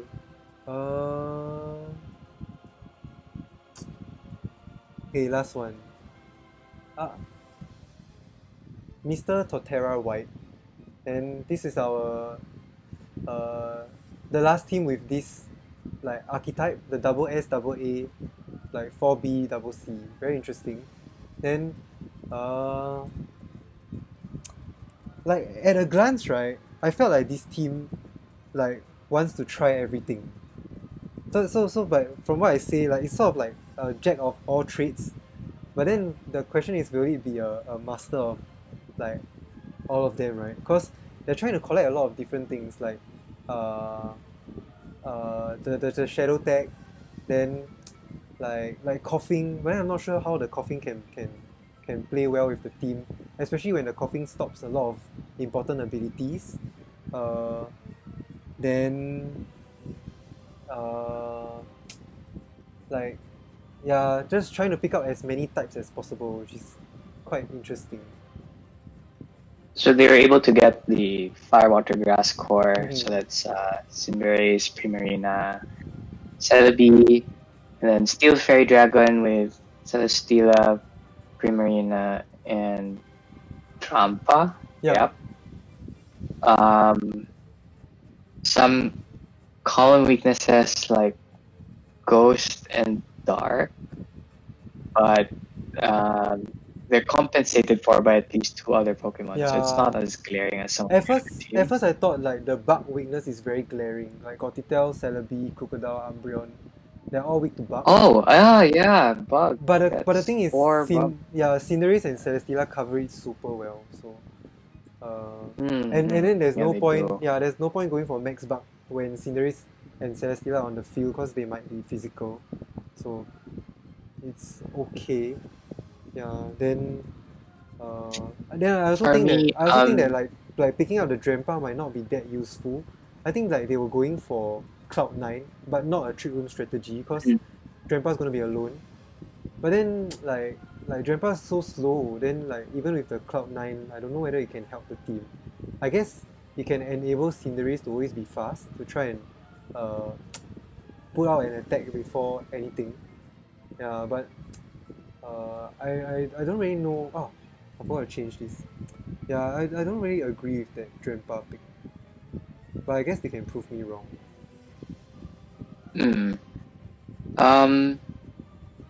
One other comment I had was that Celesteela and Celebi, Yeah, the I perish. think, will share similar roles in the team, but they're both weak to fire. True. So, but I mean, they have Primarina, they have Crocodile, so it's not that big of a deal. But I guess one of them, either Celesteela or the Celebi, is probably going to be part of their win con. True. So teams need to protect their Firemons against this team. Yeah, true. So that they can like try and stall the end game with Leech Seed, right? Yeah. Then I think Yeah. Celebi cannot be underestimated. I think it's a very good value B tier because of the natural bulk it has. Yeah. Then not forgetting the like the obvious the key threats, like the obvious combos. There's the Frostless and the Crocodile. Then yeah, I think that's mostly it. Then yeah. Primarina can proc a weakness policy on Cinderace. True. Oh yeah, like with Aqua Jet, right? Okay. So so that's the thing. Those 2 modes, just those 2 modes, they're both very offensive. They can definitely take out a lot of kind of key threats early. And as God is saying, Perish Trap. So I think the main thing about this team, the main thing that makes this team very scary for me is Perish Trap. And it's not just Perish Trap. For example, we had Gotharita and the other team with the Rain and the Zacian team. The thing about this team is that they have so many ways to reduce damage. Correct. So you have Crocodile, you have Umbreon, you have Celebi or Celesteela to boost defenses. Yeah. All you need to do is bring Gothita in at the right time, and you don't even need to use Parasol. You just bring in Gothita at the right time. They're stuck on the field with 2 mons that can't touch either your Celesteela or your Celebi or your Umbreon. And then you just snarl away, moonlight away, recover away, True. whatever, Leech Seed. Yeah. And then you stall out the 20-minute timer. And that's it. Yeah, that makes sense. Yeah, that's something that's certainly very scary. And like I said earlier, like they collected a lot of things. So they collected like Crocodile with Intimidates now, and Umbreon super bulky. Yeah, and arguably like the Celesteela was a super good pickup. Oh, it was the last one they picked I up used as well. Oh yeah, Celesteela was the last one. So Yeah. it gives them an alternative to Celebi, I guess, if they feel that they can't bring Celebi. True. But like for example, Crocodile, I'm biased because I used Crocodile a lot in Series 5. True. But having both Intimidate and Snarl, it's like a budget Arcanine, so to speak, while also being explosive because of the Frost Slash combination. So it's just really good. And just being able to constantly whittle down your opponents and then either Shadow Tag or Perish Trap them. It's really good. Yeah, I can see that being very centralizing in their strategy. One last thing. The only thing that I think is missing to get the Gothita in is how are they going to pivot around? There must be like ways to U-turn here, like I don't know, flip turn on Primarina or something. I think Primarina doesn't get. They're gonna have to be creative. But I think Cinderace gonna have to be creative to pivot. True. Cinderace gets U-turn, so that's okay. Yeah, that's an interesting point. Then what else? I wrote here like it feels like they are lacking electric type coverage. So like if the opponent can match airstreams faster, then because they don't have electric and rock, then how are they gonna take out that flying type mon? Then at the same time, how are they gonna face extremely bulky water type mons? Yeah. So it feels like they have to match bulk with bulk, or try and trap opponents, and then try and keep healing back with Leech Seed maybe. Yeah, that's the thing. If it's a really bulky mon, and then it's something that doesn't really pose a damage threat, then they'll just outstall it or perish it. True. Yeah, that's interesting. You also have Cinderace, Electro Ball Cinderace. I don't know. Maybe, yeah. But I think Cinderace is best used like physically, and I think it will help. Yeah, for sure. Yeah, it will help the team a lot. Cinderace is a very useful mon in a multi-battle league. Then one inside info that I have is that the current team that I'm following in the multi-battle conference is this league that I'm following. The only team that went undefeated through 8 rounds of regular season is a Cinderace Celesteela team. Yeah, so it has very good a very good track record. Both Cinderace and Celesteela together. Yeah. I really don't know how they did it, because their mons are mostly like misfits. But then I think the Cinderace and Celesteela by themselves should be able to carry the team very well. Yeah. And then adding the Umbreon on the team is also a bonus, right? So yeah, very interesting. I'm leaning towards kind of scary or even terrifying. How about you? I put this team as terrifying. Yeah. Okay. I only gave 2 terrifyings initially. I gave it to the Zacian team and this team. Okay, agreed. Okay, but now, ta-da! Now, we have 4. it's not a bell curve anymore. Yeah, but it's okay. I mean, it's a bit skewed towards the top, but it's still a good mix. Yeah, I'm quite happy with our tier list.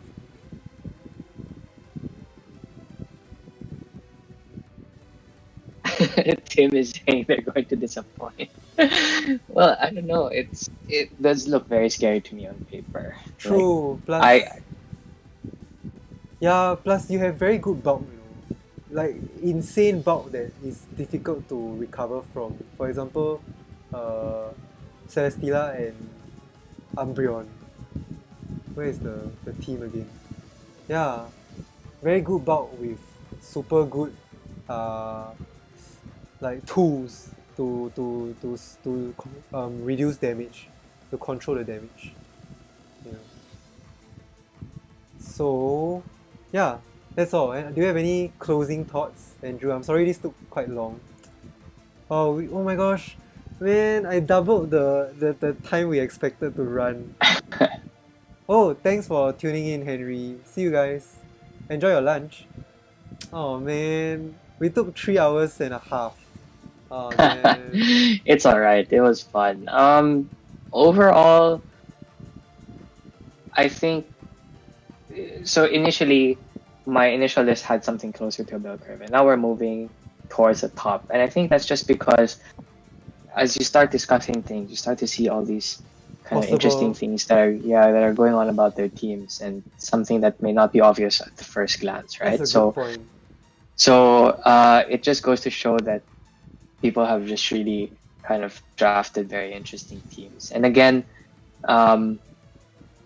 as some of the people in chat have said, right, in the previous draft league, I think some of the lower ranked teams were the ones that did well. So we never know. And again, you can check the matchups now that they're out, so you can kind of see where it stands. Maybe some of the weaknesses that we pointed out don't actually apply based on your opponents in your group. Or for example, if you get lucky and the team that really poses a threat to your team is the one that you're gonna play during the exhibition week. So it will definitely move the viability of your team up. Yeah, I think things will get very interesting. Oh, thanks for the kind words, Mr. Protestic Beard, Lemmy, and Tim. Yeah, and thanks a lot for sticking with us all the way through. This was super long, 3 hours. I expected to do it in half the time, but I think we just ramble on and on. I think it is an indication that the teams that were drafted were very thoughtful and at the same time very interesting with a lot of options. So I'm very proud of everyone who drafted, because that was one of the goals that I set out for this league, to ensure that everybody has competent drafts and they really enjoy using these drafts throughout all 8 weeks of your regular season. Yeah, so I'm very thankful for everyone cooperating and making the whole draft process fairly smooth, very, very smooth in fact. And yeah, I really look forward to everybody's games. Anything else to add, Andrew? No, I'm good. There's a question from God. Do you think you'll do a mid-season ranking when you get to the qualifiers? Okay, I'll think about that. That's interesting. The league that I'm following, they are very competitive. All their players like play a few seasons of multi-battle league, and then they are quite seasoned players in terms of VGC as well. Whereas for us, we have quite a lot of beginners. So I understand that quite a lot of us don't have a lot of experience drafting teams and even playing in multi-battles, right? This might be fresh waters for everyone. So then what I'm trying to say is that the other league, they do power rankings for every week. And they have arrows, like stock market, like which team rise in the ranking, which team goes down. Which is something that I don't intend to do. I mean, I only intend to do like weekly recaps. But going back to your question, I think doing a mid-season ranking is a super good idea. Then I'll try that. Like after 4 weeks, like exactly in the middle of regular season, I think that would be super interesting. Yeah, thanks for the idea. And I think, like, maybe by the time we get some weeks in, and maybe some of the teams will be posting some of the videos or replays of their matches, right? We kind of get to see kind of how they play, and maybe everything that we've been thinking about on paper doesn't actually apply, because maybe the way that they play it is very different, and they really had something very specific in mind. Something that might... Yeah, at the same time, it's gonna be 6v6, which is a bit like uncharted waters. So sometimes when you Dynamax, you only take 3 KOs. Then after that, your Dynamax dies. Then the mons in the back can't do enough damage, right? And then all you do is take out 3 mons, but the remaining 3 mons might still be difficult to take out. That might be a problem that people might will face, right? So this will be very interesting and something that we can't expect, and we can't put things down on paper as well. Yeah, cool. Okay, I think that's all we have. and it's getting very late for us here in Singapore. Thanks so much again, Andrew, for joining me. It was so fun. Sure. No problem. Thanks for inviting me. I had a lot of fun. Yeah, well, if we had a chance, like we could have, if we had more time, I guess we could have did things in your PowerPoint style. That would be so very cool to present. Okay, yeah. So thanks to everyone for sticking with us and and engaging with us also through chat. Yeah, that's super good.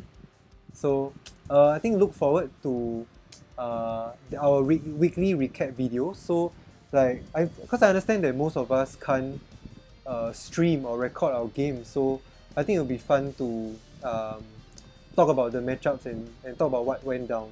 I think that will work if we are able to get all the stats from you guys in terms of kills. Yeah, then we can work out what happened in the match.